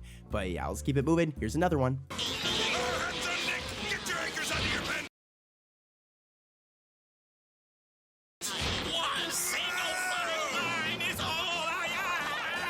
I'm very, very proud of myself for catching this one, but for it to make sense, I need to give you guys some context and explain, so listen closely. This right here is the outside of the Krusty Krab, and as you can see, on the restaurant itself, on the outside, there are these like decorative flags. And there's this flag right here with 2 of these like white squares on it, okay? It's this one right here. There's white and red checkers on it, to be very specific. Well, in the overhead shot closer to like the middle of the episode, episode where the restaurant is jumping left to right, you guys just saw the clip, the white spots on that flag actually turn purple randomly. I'm zooming in and pausing again here, and you can see they're purple. Here's a side-by-side. Normally it's white, but then that white part of that flag is purple when the restaurant's going left and right. Very weird. It's probably some sort of layering issue, because every white part of the flag turns purple. But yeah, totally a mistake, and guys, we're reaching the end, but here's more.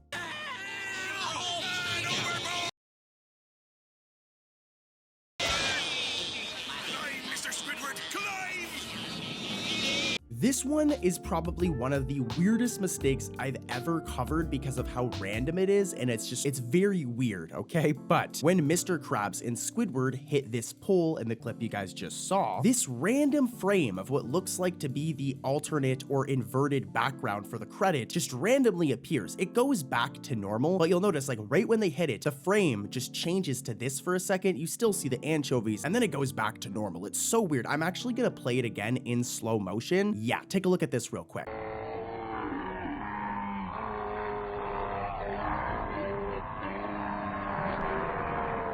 So weird, and now that you guys saw it in slow motion, you see what I really mean. It's so random, but whatever, guys. We've still got more mistakes to cover, and they're wild. Roll the clip. Climb, Mr. Squidward, climb!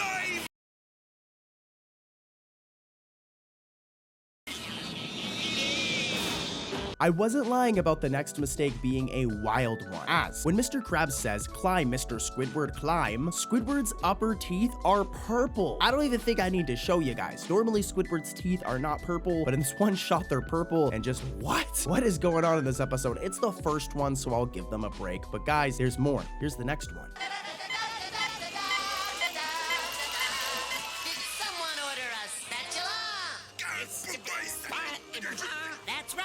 Okay, so remember that pole I was talking about before, all right? Now, in previous scenes, that pole has like a blue covering on it, all right? This blue part right here. Remember this, as when SpongeBob later on in the episode comes to save the day and says, "Did someone order a spatula?" That same pole that Mr. Krabs and Squidward are on that had the blue on it before now has like a red covering on it, all right? Which is totally a continuity error. First it was blue, and now it's red. And I doubt that Mr. Krabs did some like interior redesigning while they were getting like attacked and like approached by anchovies. So yeah, here's another mistake though.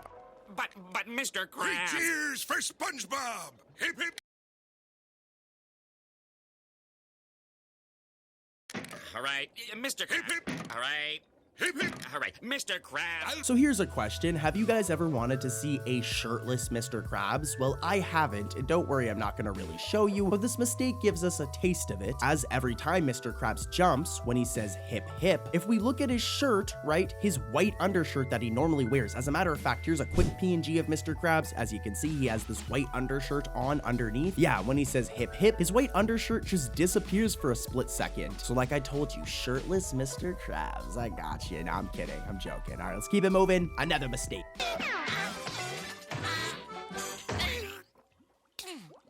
Fella, when do I start? This one's weird, and I don't really have an explanation for it. There might be some joke I'm missing, but when SpongeBob says, "So, when do I start?" after being hired, the screen just randomly shakes for a split second. This is another one where you kind of need to see it in slow motion, so I'm gonna play it in slow motion with the audio. Take a look at this.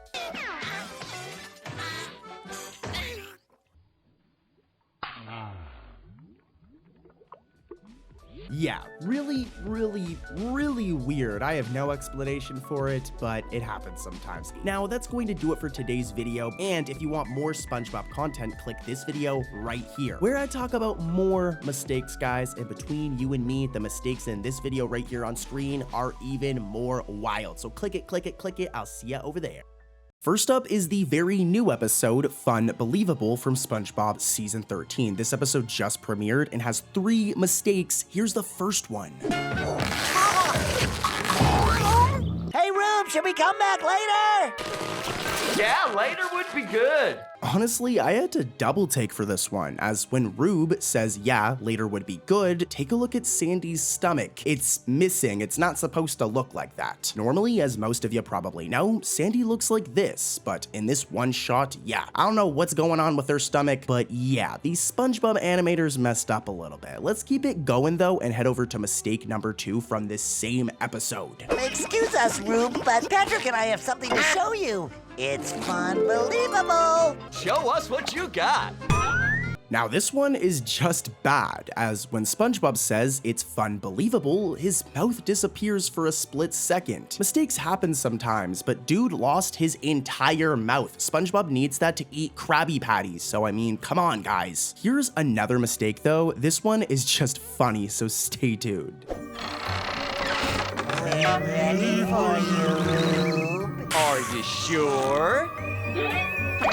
So take a close look at this scene while SpongeBob and Patrick rise out of these coffins, as SpongeBob's tie is colored brown like his pants. Normally SpongeBob's tie looks like this. I don't even think I need to show you guys, it's red, but for some reason here it's brown. It's most likely what happened here is the animators got mixed up with the color of SpongeBob's pants, which are brown, and made the tie the same color, but whatever. Mistakes happen, and I've got lots of more, even crazier mistakes than these ones, so let's head over to our next episode for today, guys. I lost my pen. You can borrow mine. I lost something once. I lost something I couldn't live without. My identity. Missing Identity is another season 3 banger. Such a good episode full of amazing moments, but it also has a mistake or two. And I hate to break it to you guys, here's some clips showing the mistakes. Wait.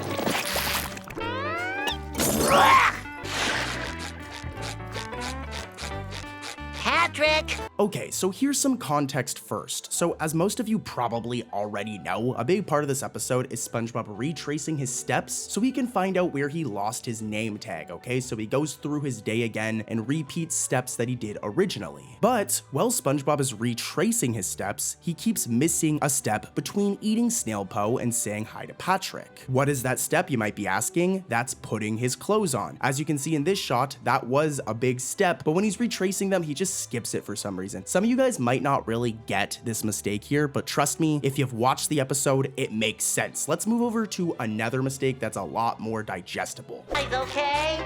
Am I near the bathroom? Gary?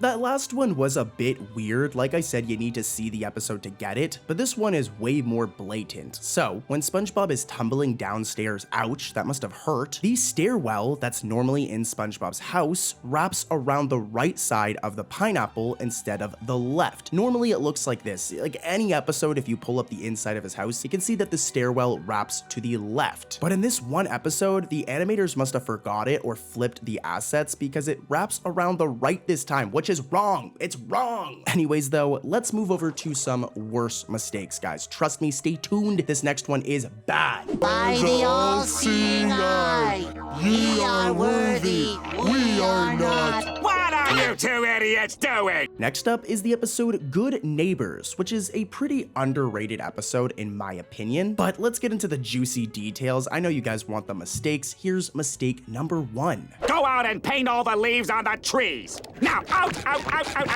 That'll keep them busy for a... See you later, Squidward! So this is another funny one, as when Squidward pushes SpongeBob and Patrick outside to go paint the leaves on the trees, as you can see, the door opens into the house, right? So if you were to open the door goes inside the house. I'm showing you it in slow motion, pay attention. But here's the issue, when SpongeBob and Patrick reappear and say see ya later Squidward, the door now opens to the outside of the house. If you were to open the door, it comes outside. So this is a major mistake here. First, it opens up like this, now it opens up like this, and I'm sorry guys, that's not how doors work. It is a cartoon, but that's not how doors work. Here's another mistake though, stay tuned, this one is just as bad.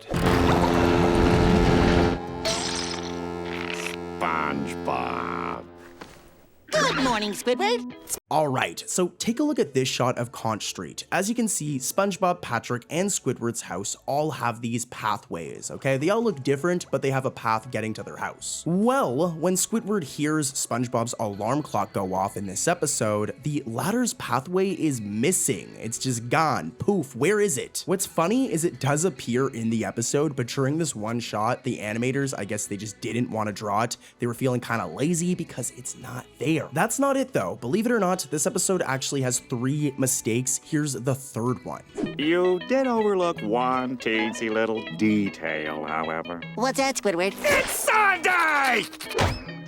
It's very easy to miss, but pay attention as before Squidward yells, "It's Sunday," SpongeBob's pupils become uncolored for a split second. They just have no color, and they're not supposed to look like that, dude. I mean, seriously, what a mistake. How does this even happen? And there's more. Let's move over to our next episode. Yeah, your boy Cartoon Corey is addicted to season 3 because I have yet another season 3 episode. I'm talking about Midlife Crustacean. Here's some clips from this episode because it's really funny. Show up at my house at 8 o'clock. I just want to warn you, Mr. Krabs, we're always fashionably late. 8:01 p.m. Now, we might have covered this mistake in the past. I don't think we have, so I'm gonna make it quick, but during the panty raid scene, take a look at Mrs. Krabs' house. For some credit, old man. We're panty professionals. Good night, Mr. Krabs. Good night, SpongeBob. Eugene, lights out. As you can see, it's blue. It's a beautiful home. Like, it's a very beautiful home, but it doesn't stay blue, as at the end of the episode when we see SpongeBob talking to a grounded Mr. Krabs, now it's pink. It just changes colors. I highly doubt anybody painted the house in between these scenes, so this was a bad mistake, and let's keep it moving and head over to another episode. Do you mind? Don't worry, Squidward. We're boating buddies now. Let's kick things off with a fairly good episode from SpongeBob Season 6. I'm talking about boating buddies. Here's the first mistake. Roll the footage. There is no we. Understand? Quiet in the front, please. Oh, I understand. I understand perfectly. This first mistake is funny, as you can tell that the animators didn't think that we'd notice, but nah, Cartoon Corey has the eyes of a hawk. As during this classroom scene, when Mrs. Puff says, "Quiet in the front, please," take a look at SpongeBob's side belt through his desk, as his belt is missing. His pants are just brown. There should be his belt right there, but you can tell that because he was in the chair, the animators just were kind of lazy and didn't draw it, which I get, but hey, it's still a mistake. He should have his belt on, and let's keep it moving. Here's an even crazier mistake, guys. Roll the footage. And that you didn't need me. No, I didn't. I never said that. I don't need your help, and I don't need you! Jerk. So as you can see, in this scene where Squidward is talking to SpongeBob about him needing his help, Incidental 7 over here is pink. Alright, she's pink. Remember this, you can see her right here. However, in the very next shot, she just changes colors. First she was pink, but now she's purple. Hey, she looks good purple, but she's supposed to be pink, and I don't think people can just change the color of their skin in the middle of a cartoon episode, so this was another mistake here. I don't know what happened, but yeah, she's not supposed to be purple, she's supposed to be pink. Believe it or not though, that's not it for this episode. 3 mistakes in 1 episode, damn. Here's the third one. Squidward, you can have the $5 back. Mr. Krabs says I that— don't care what Mr. Krabs says. I just want— It happens back at the beginning of the episode, but when Squidward says, "I don't care what Mr. Krabs says," SpongeBob leans backwards slightly, and if you look closely, his black belt, which is, supposed to be black, turns white. It's not supposed to look like that. I mean, it looks cool, but it's not supposed to look like that. 3 mistakes in 1 episode, sheesh. And that's not it, guys. Let's head over to another episode with even more mistakes. Stay tuned, you will not believe what's coming up. Oh my gosh! Jeffrey Jellyfish! Oh, wait, Jeffrey! I have to touch you! Hey! Here's a really quick mistake from SpongeBob Season 2. The episode is I'm Your Biggest Fanatic. I love this episode. Here's the mistake. Roll the footage. Am I in the jelly spotters now? No. Now? No. Now? No. Now? This one is very easy to miss, but after Kevin's crown is stung by a jellyfish, if you look at one of his anchovy followers' eyes, yeah, one of the eyes disappears when the jellyfish swims by. It's just missing, and it looks really really bad. So yeah, but let's keep it moving, guys. Let's keep the video going. Stay tuned for some spicy mistakes. Okay, so hold up, guys. Do not click off of the video yet. I know we primarily talk about SpongeBob, but Nickelodeon also has this other awesome show called The Loud House, which is full of mistakes. Now, the episode in question is called Don't You Forget About Me, and for context, guys, listen closely, as the mistake has to do with these two characters right here, Lenny and Lily. All right, you can see images of them right here. Pay close attention to these two characters during these clips so you can catch the mistake. Roll the footage. And tease. This day hasn't gone at all like I thought it would. Were you guys able to catch it? Well, I did, and it's pretty bad, as when Lenny stops pushing Lily's pram, her head is disconnected from her body for 2 frames. What? That is a bad mistake, dude. Like, the head is just disconnected from the body. How does that even happen? That is just really bad animation. And guys, here's another mistake from this episode. This time though, pay close attention again to the character Lenny, as the mistake has to do with him. Watch him closely. Roll the footage. Do you know where Coach Nibbles is? Niblick? He just went to his office to make a phone call. He said it was urgent. This one's very similar to the last one, as when Lori and Lenny run up to a student and ask where the coach is, Lenny's left hand is disconnected for an entire frame. His left hand is just not attached, and yeah, those are 2 really bad mistakes. Now we're gonna get back to SpongeBob, guys, but leave a comment down below letting me know other cartoons you want me to cover on the channel, Easter eggs or mistakes from other cartoons. But anyways, let's get back to SpongeBob. Perfect storm. Well, just leave my present over on the present table. I'm so excited, I've been waiting for a whole year.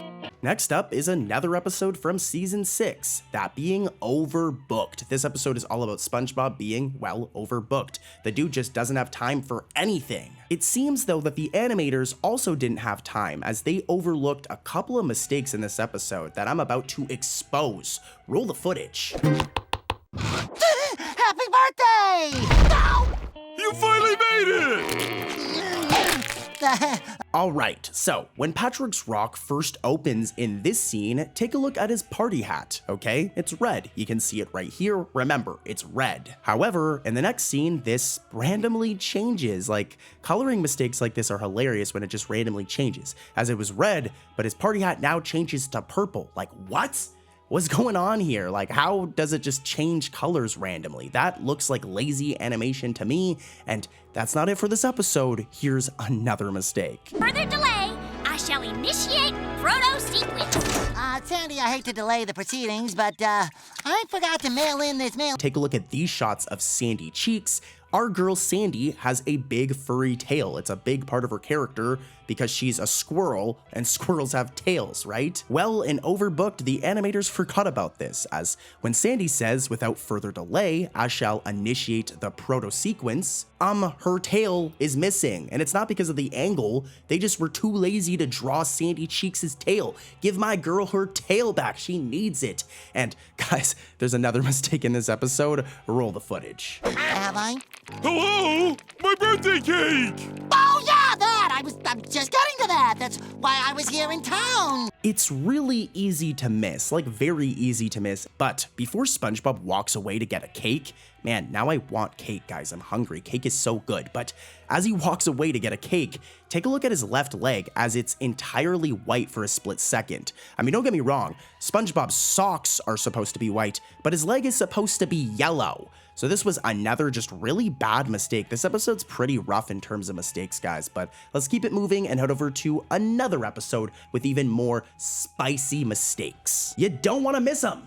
The one that's obviously not a robot! Okay. Ow! Why'd you do that? You told me to. I told you to hit the robot! Here's another quick mistake from another cartoon we haven't really covered before, that being The Amazing World of Gumball. We're always talking about Nickelodeon on this channel. It's about time we talk about Cartoon Network a little bit. Anyways, the episode can be found in the episode The Robot, and for context, it has to do with this lovely character right here, Gumball, okay? So pay attention to him. Roll that footage. What? Cupcake! Cupcake! What do you think you're doing? When I said you could copy me, I didn't mean steal my life! So during this cafeteria scene where Gumball, the character we just mentioned, yells at Bobert, what a weird name, for about a brief moment, if you watch closely, this dude's entire mouth becomes the same color as his head. It's not supposed to look like that. I don't know how this happened. What a weird mistake, but okay, back to SpongeBob. But remember guys, leave a comment, let me know other cartoon mistakes you want me to cover. Any other cartoon on Nickelodeon, Cartoon Network, who knows? I'll even do The Simpsons if you guys want it, but yeah, let's head over to SpongeBob.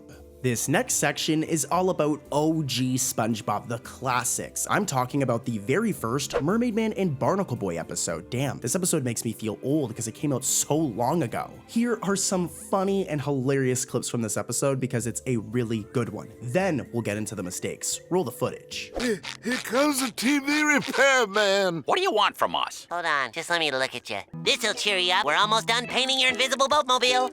Now, one thing I missed though back when I was a kid watching this episode was the mistakes. Here's the first one. And I'll be taking that. Ah! Help! Help! Help! It's working. This first one is weird, and it kind of took me a couple of seconds to realize that it was a mistake. So, at one point, SpongeBob hands Patrick his purse and peers out from behind the building. But when this happens, if you look, the purse can be seen floating beside him. He isn't actually holding it, the purse is just literally floating there. Like I said, it's a weird mistake, you guys might not be catching it, I'm gonna zoom in, but that purse is just floating there, and yeah, talk about a weird mistake, and there's more. Here's another mistake from this episode. Excuse me, Mermaid Man. What do you want? Oh, this better be good. This'll cheer you up. We're almost done painting your invisible boatmobile. This is another one that's easy to miss, but once you see it, you'll see it every time you re-watch the episode. As it seems that SpongeBob's pores are reversed when he says, "Excuse me, Mermaid Man." Normally, SpongeBob looks like this, and I want you to pay attention to the holes all over SpongeBob. Those are his pores. A lot of you know this, but to the younger viewers, pay attention to the holes. As you can see in this shot, they look like this. This is how they're supposed to look. But during this one scene in Mermaid Man and Barnacle Boy 1, his pores are just reversed. Here's a side-by-side where you can see him normally, and then with the pores reversed, you can see it now. It looks pretty bad.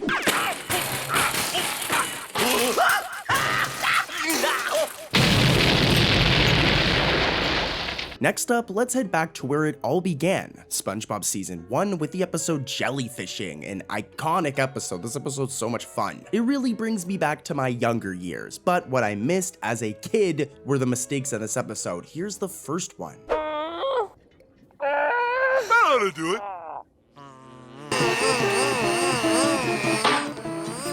Okay, so for this one to really make sense, I need to remind you guys of a big part of this episode. So as you can see, Squidward's in this giant cast. And in order for him to hold his jellyfishing net, SpongeBob and Patrick do this. Take a look at this clip real quick. Firmly grasp it! Ouch! But as you can see, it's like stuffed into Squidward's hand. He isn't actually holding it. It was like stabbed into this dude's hand, so he wouldn't be able to change which hand he's holding it in. Well, that's exactly the mistake, as if you watch throughout the episode, the jellyfishing net changes hands multiple times despite this not really being possible. Again, it was like stabbed into this dude's hand, which ouch, that would really hurt. But more importantly, dude wouldn't be able to change the hand that's holding the jellyfishing net, so a mistake here.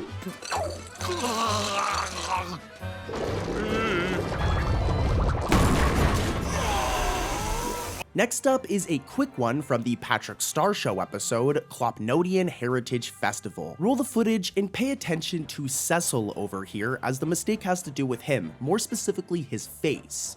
It seems the boy is sweat shy. Would you mind turning away? It only happens for one frame, so it's very easy to miss, but when Cecil over here talks to these older men in the Flop Sweat Lodge, dude's entire mustache turns blue for a whole frame. Like, what? It's not supposed to be blue. This is how Cecil normally looks. It's supposed to look like this. But for this one frame, dude's mustache is blue. It looks fresh. I guess he's like an emo kid. He dyed his mustache blue, you know what I'm saying? Anyways, let's move over to another episode with more mistakes. SpongeBob, will you make that racket stop? SpongeBob, you open this door right this... Season 4 Squidward is an interesting episode where SpongeBob makes a puppet version of Squidward that people like more than regular Squidward. I don't know about you guys, but that would really like upset me. That would cheese me, dude, if people liked a puppet version of Cartoon Corey more than real Cartoon Corey. But anyways, this episode has a mistake. Keep those eyes peeled, guys. I want you to spot this one without my help. Leave a comment on what the mistake is before I reveal it. Roll the footage. Can I take your order? No, I don't like your attitude, bub. Is this what the Krusty Krab calls friendly service?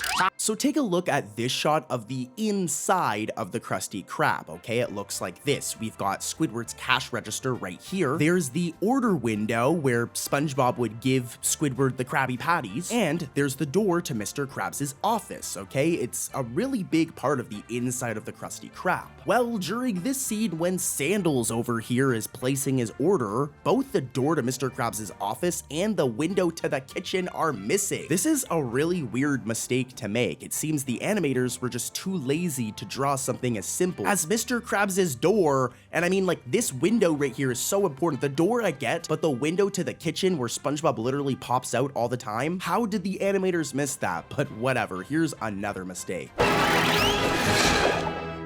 That was awful!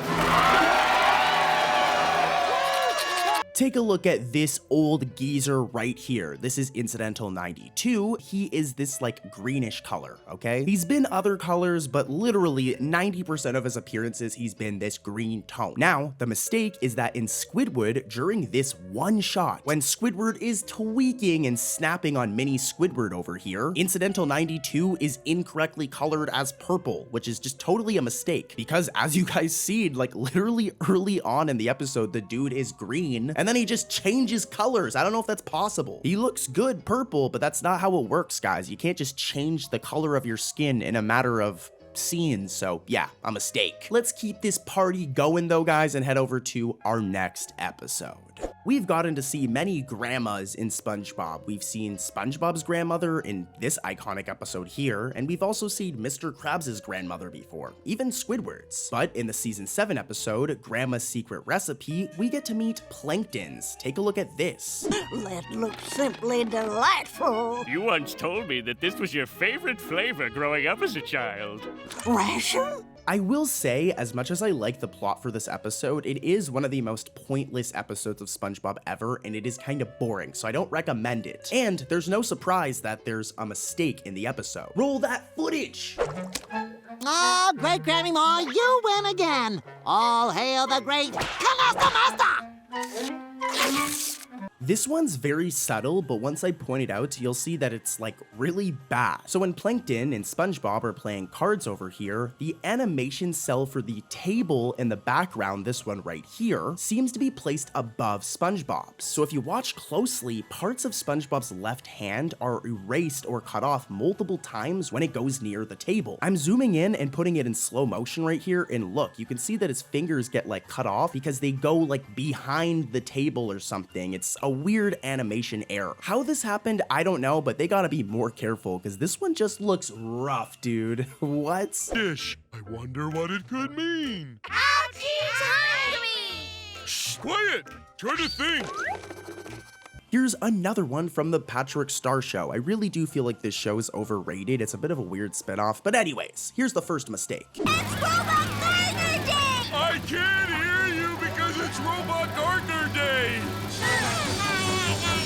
Okay, so this character right here is Incidental 41, okay, and he looks like this. Now, in Patrick's Alley, we get this baby version of him. He's so adorable, I want to pinch his cheeks. Now, what's important is that Incidental 41's mouth right here, his mouth and lips, are always purple, okay? Even in this episode, the baby version, we even see him with a purple mouth. But during this scene, when the babies are seen on the lawn, Incidental 41's mouth, well, baby Incidental 41's mouth, is awkwardly colored yellow randomly just for this scene. Like I said, it's purple throughout the episode, but in this one scene, it's yellow, and that is incorrect. It's not a big deal. I mean, it's just a character's mouth, but yeah, this is a mistake, and there's another one in this episode. There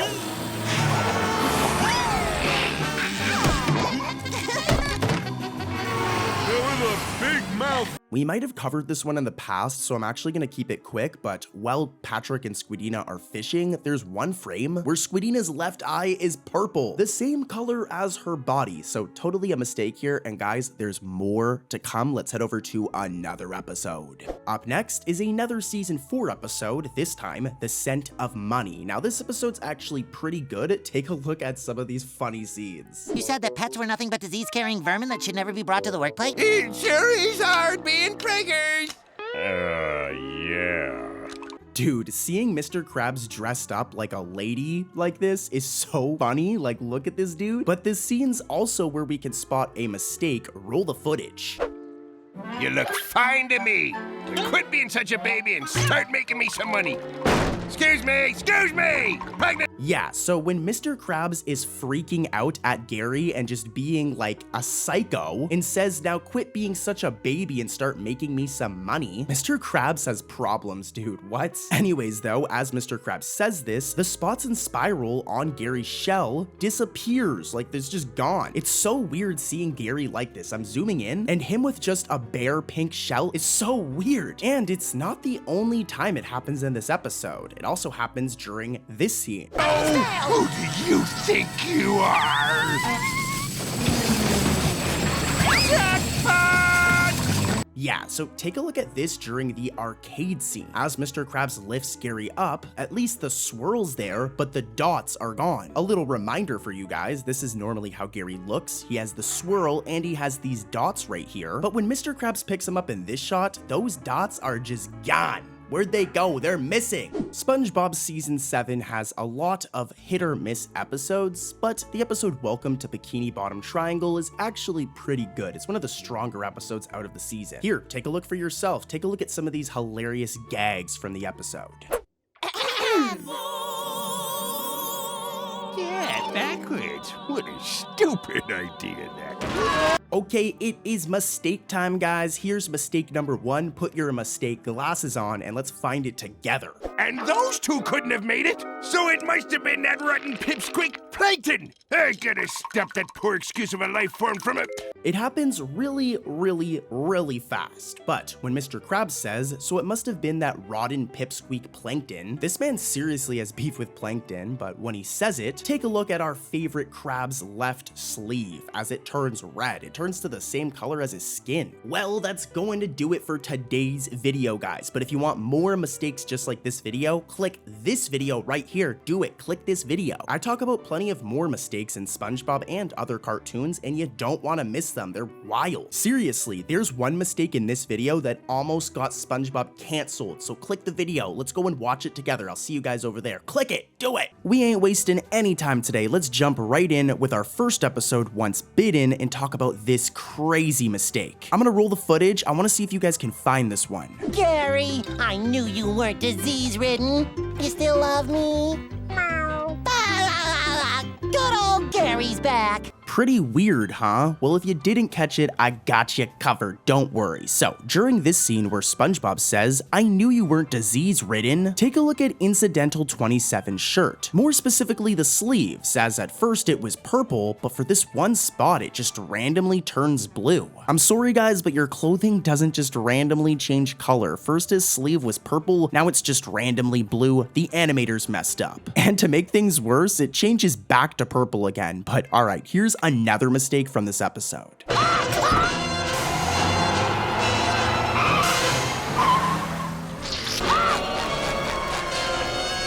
So this elderly lady right here, okay, as you can see, she's wearing this beautiful dress and it's purple. But if we watch closely during this scene where these zombies are chasing SpongeBob, poor SpongeBob, that old lady's dress, like I said, it was purple, is now green. It just randomly changed colors, which is yet again another animation mistake. The animators first drew her with this purple dress, but I guess they forgot because they then drew her with a green one, like seconds later too. Lots of mistakes in this episode, and guess what, guys? There's another one. Roll the footage.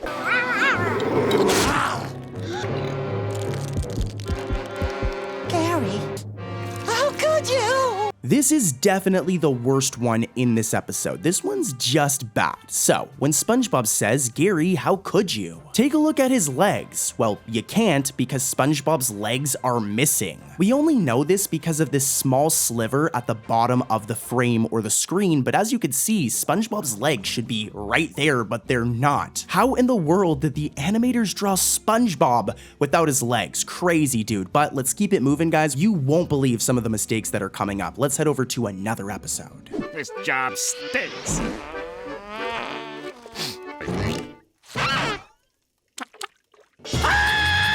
This next one is a quick one, so let's, keep it quick. It's in the episode Perfect Chemistry. Take a look at this. Let's see if you guys can catch this mistake. Interesting. The Krabby Patty formula will be mine! I mean, I think I have the right parts in my lab, maybe. Weird! This one's obvious if you're like a hardcore SpongeBob fan. I can see some people missing it, but take a look at this scene from the iconic episode Tea at the Tree Dome. There's no water in here.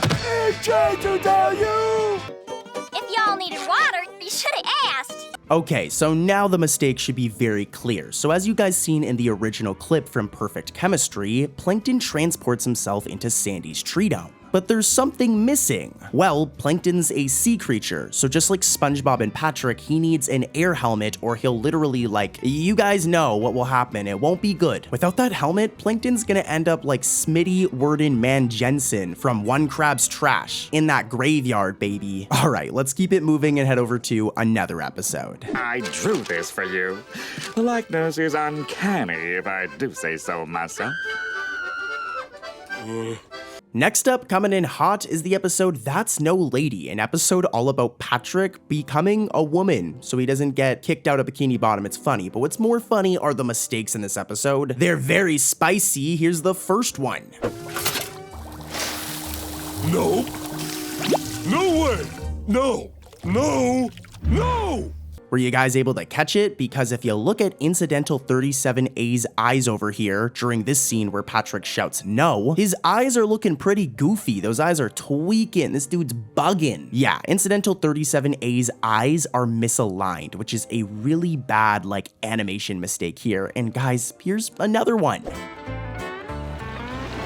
You forgot your flyer. Get out of town to beautiful Sunny Shore Resorts. Listen up, because this one's weird and requires you guys to really pay attention for it to make sense. So, when the first display of the vacation paper is shown, it reads, "To beautiful Seashore Resort." Remember this, it's important, okay? To beautiful Seashore Resort. Well, if you watch as the scene progresses and SpongeBob looks at the paper, it changes randomly. And now it says, "To beautiful Sunny Shore Resorts." At first, there was no S at the ending of resorts. But then literally seconds later when SpongeBob looks at it, there's now an S randomly added, which is, again, totally a mistake. It's not that big of a deal, but how did this mistake even happen? Okay, here's another one from That's No Lady. This one is a good one.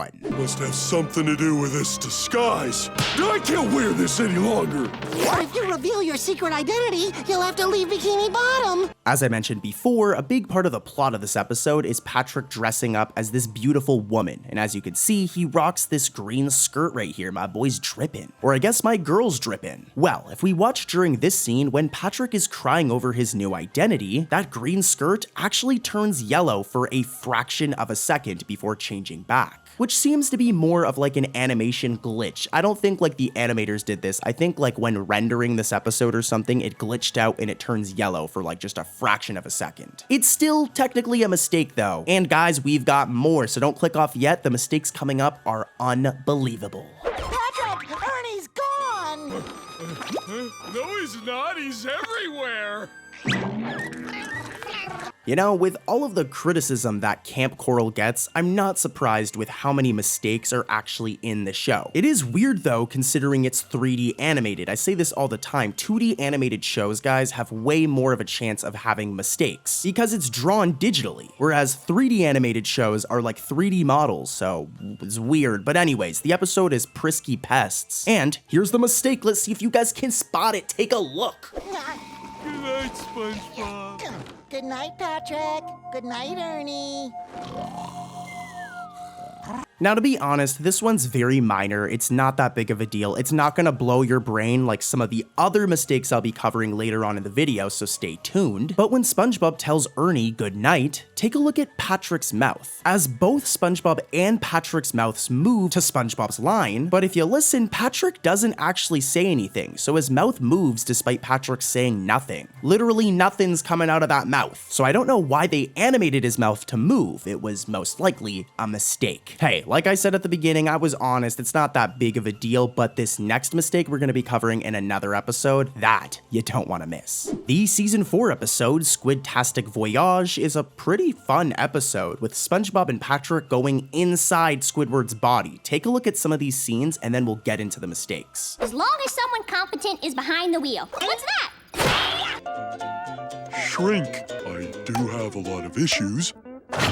Yeah, I really enjoyed this episode personally. It's a good one. But what I did not enjoy are the mistakes in this episode. I doubt the animators like them very much either, or Nickelodeon. Let's see if you guys can spot them. Now's my chance to try out my new invention. Reporting for guard duty. Okay, listen, because this is another complicated one where you guys need to pay close attention. So in this first scene where the submarine is unveiled, we can see that the submarine is standing up on this open platform. Okay, remember this, and look at the background. Okay, remember how all of this looks. This is the room where the submarine sits. Well, is it? Because it randomly changes. As later, when SpongeBob is guarding the submarine, the entire environment in room has changed. It's no longer up on an open platform, and it's now just in this room. Here's a side-by-side so you guys can see. It's kind of a weird mistake, but it's still a mistake. And here's another one from this episode. Always wanting to do it the hard way.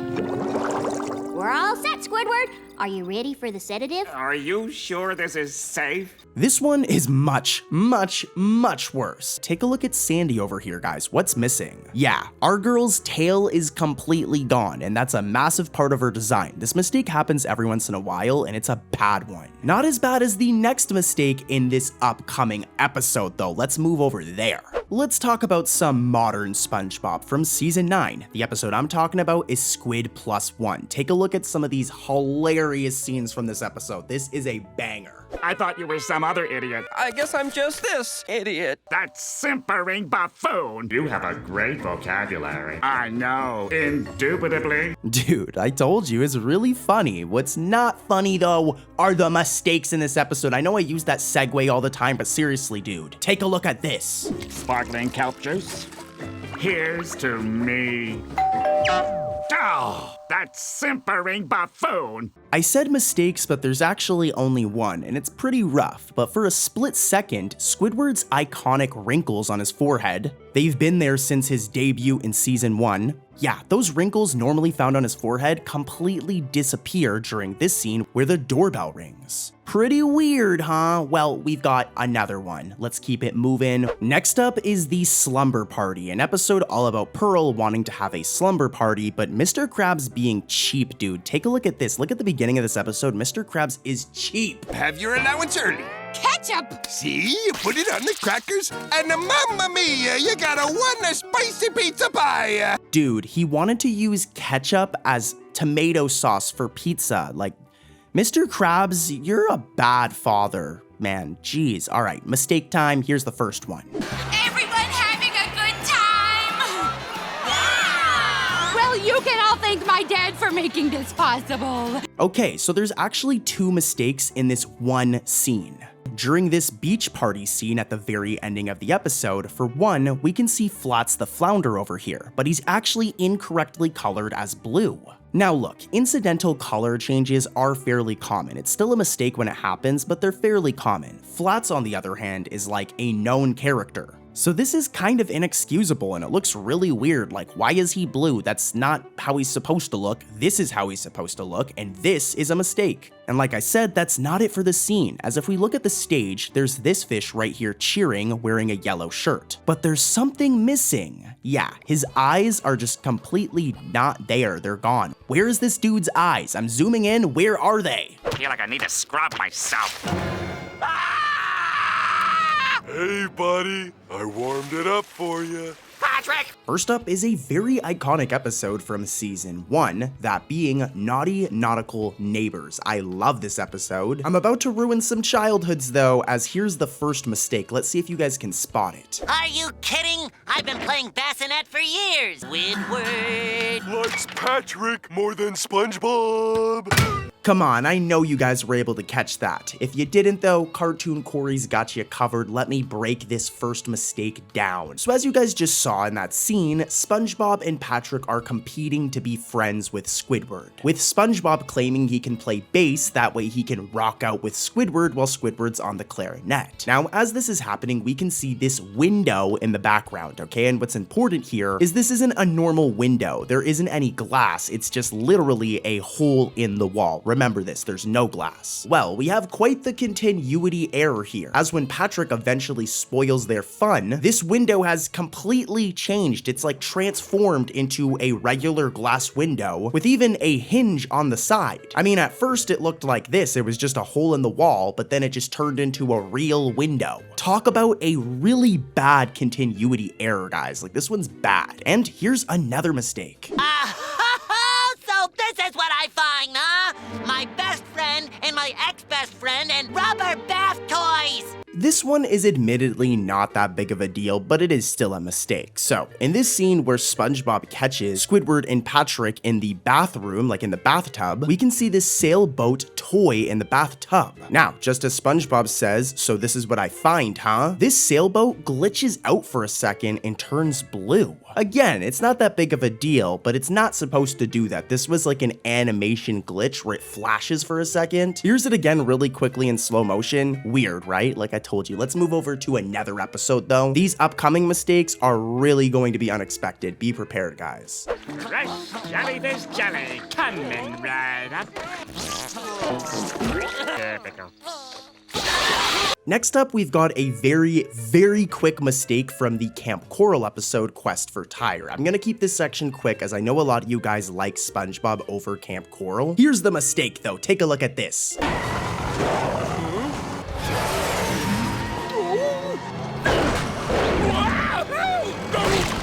So throughout this episode, Patrick over here wears like a bandana on his head, okay? And as you can see, it's purple. However, seconds later, when the truck drives towards Patrick, look, like I said, that bandana was originally purple. But in this one shot, why is it red? Patrick didn't change bandanas in a matter of seconds. This was a mistake. This one's weird though, because Camp Coral is 3D animation, so that bandana would have been a 3D model. So how it changed colors is beyond me, but anyways, like I said, this section's gonna be quick. Let's head back over to good old-fashioned SpongeBob, baby. Ooh, okay. Hey, don't matter anyway, lad. She can't close us down. She closed us down! I'm ruined! Let's talk about an episode from season 5. The episode is Band in Bikini Bottom. There are a ton of mistakes in this episode, like a lot. Here's the first one.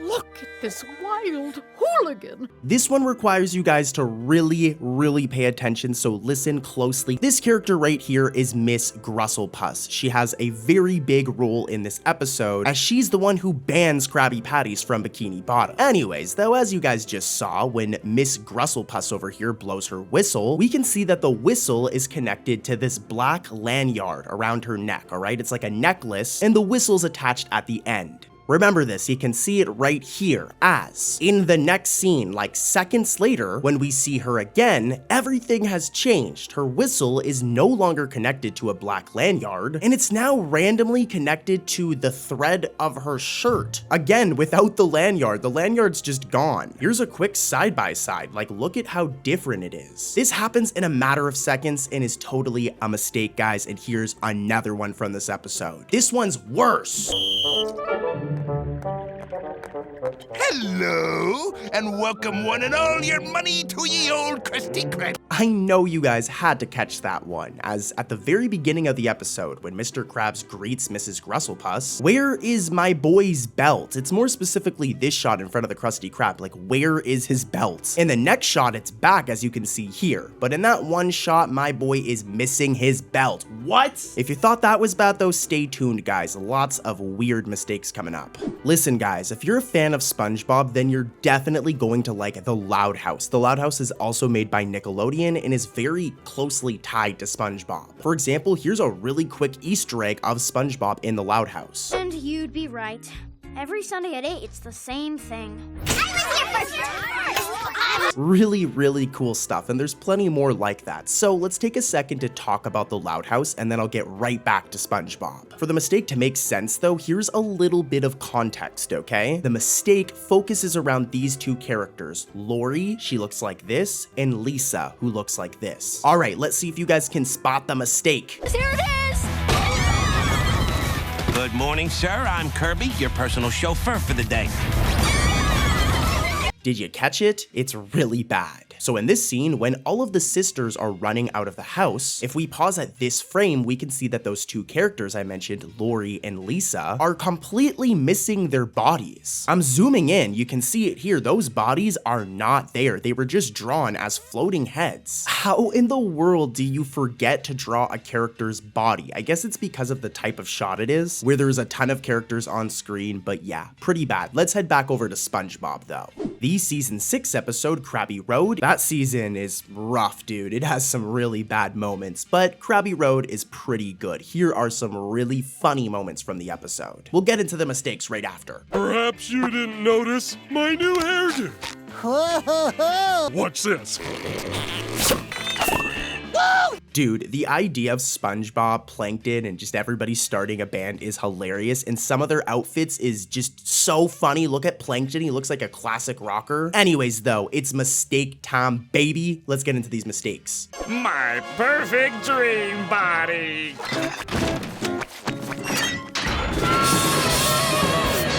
So this first one is a nitpick. It's technically a mistake though still, but let's take a look at SpongeBob's house, okay? From any other episode. This is how it looks, okay? Pay attention to the door and the size of the door. Well, in Krabby Road, take a look at SpongeBob's house again, as what in the world is going on with his door? It's like almost half the size of the house. Again, for reminder, look at this shot of his house from literally any other episode. It doesn't look like that. In this episode though, it's just really weird. That door is massive, and it's totally a mistake. It never looks like this, dude. Like, this one is just so strange. That is a big door. Here's another big mistake from this episode, though. This one's spicy. You incompetent fool! Yes, the Krabby Patty formula is mine! I mean, we'll have a great time! I have no idea how I caught this mistake, but listen closely. So when Plankton unlocks the door to the Krusty Krab, take a look at the key. That key is horizontal, as you can see right here, all right? It's horizontal. But as the scene progresses and we see the key again, now it's vertical. At first it was horizontal, now it's vertical, which is an understandable continuity error, but it's still a weird one. Lots of weird mistakes in this episode, huh? Like, they're not the normal types of mistakes we normally cover. These ones are just weird, like the door being huge. Pardon me, Earth. You'll need to scooch over a bit.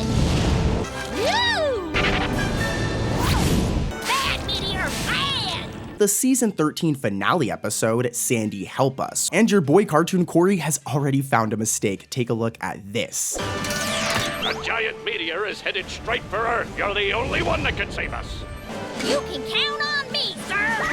So for this one to hit, let's take a look at Sandy right here. This mistake is fairly often, so you guys might already recognize it, but Sandy always has this badge on her suit with an acorn on it, okay? It's this right here. Well, when Sandy is flying and the computer screen comes out of her arm, we get this one angle and her badge should be there, but it's missing. The animators just forgot to draw it, or due to the nature of the scene, they just didn't draw it to be lazy or to save time. The mistake is only really during this angle anyways, anyways, as it should be visible right there. Like I'm circling it, this is where it should be. But anyways, let's head over to another episode. You guys won't believe the mistakes in this upcoming episode. One wrong move and you'll blow the whole ocean sky high. The good times never last. Let's head back over to season 13. The episode is Karen for Spot. And here, take a look at this first mistake. Let's see if you guys can catch it. Well, I'm still a little mad.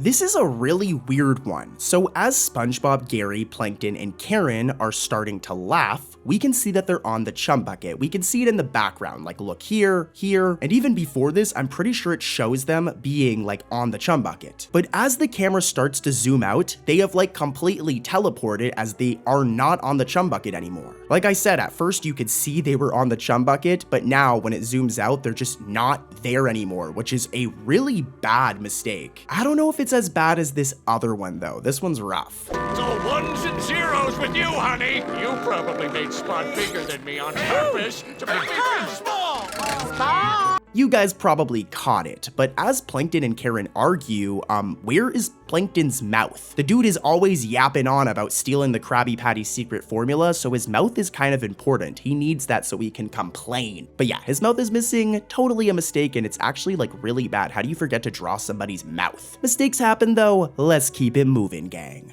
Hey, I've got another season 13 episode for you guys. The episode is Salty Sponge, and before we get into the mistakes, here's a couple of funny clips from the episode.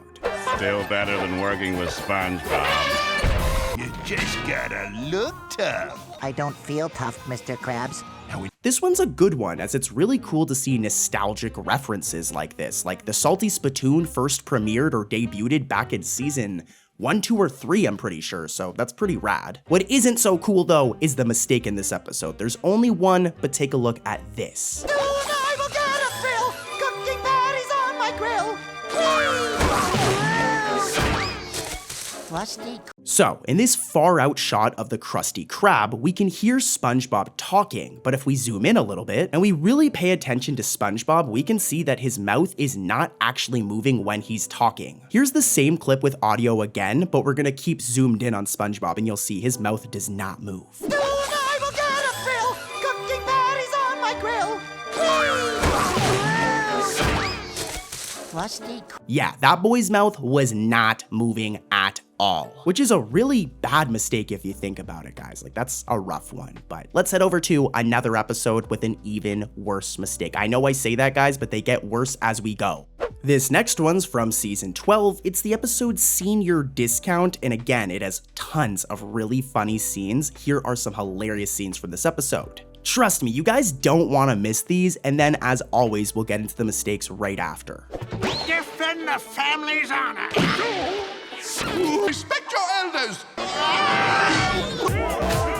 So, this dude right here is Grandpa Redbeard, and he's only appeared in like 2 episodes, Senior Discount and Grandpappy the Pirate. But in Senior Discount, they made a massive mistake with his design. Normally, with Grandpa Redbeard's design, his nose is red, just like Mr. Krabs. But in this one shot when Grandpa Redbeard is talking to Grandpa Jenkins, look at Redbeard's nose, as it's miscolored to the same color as his beard. It's like they thought when they were doing the coloring that his nose was a part of his beard. Massive mistake. And there's another one. Look at this. Vacate the premises.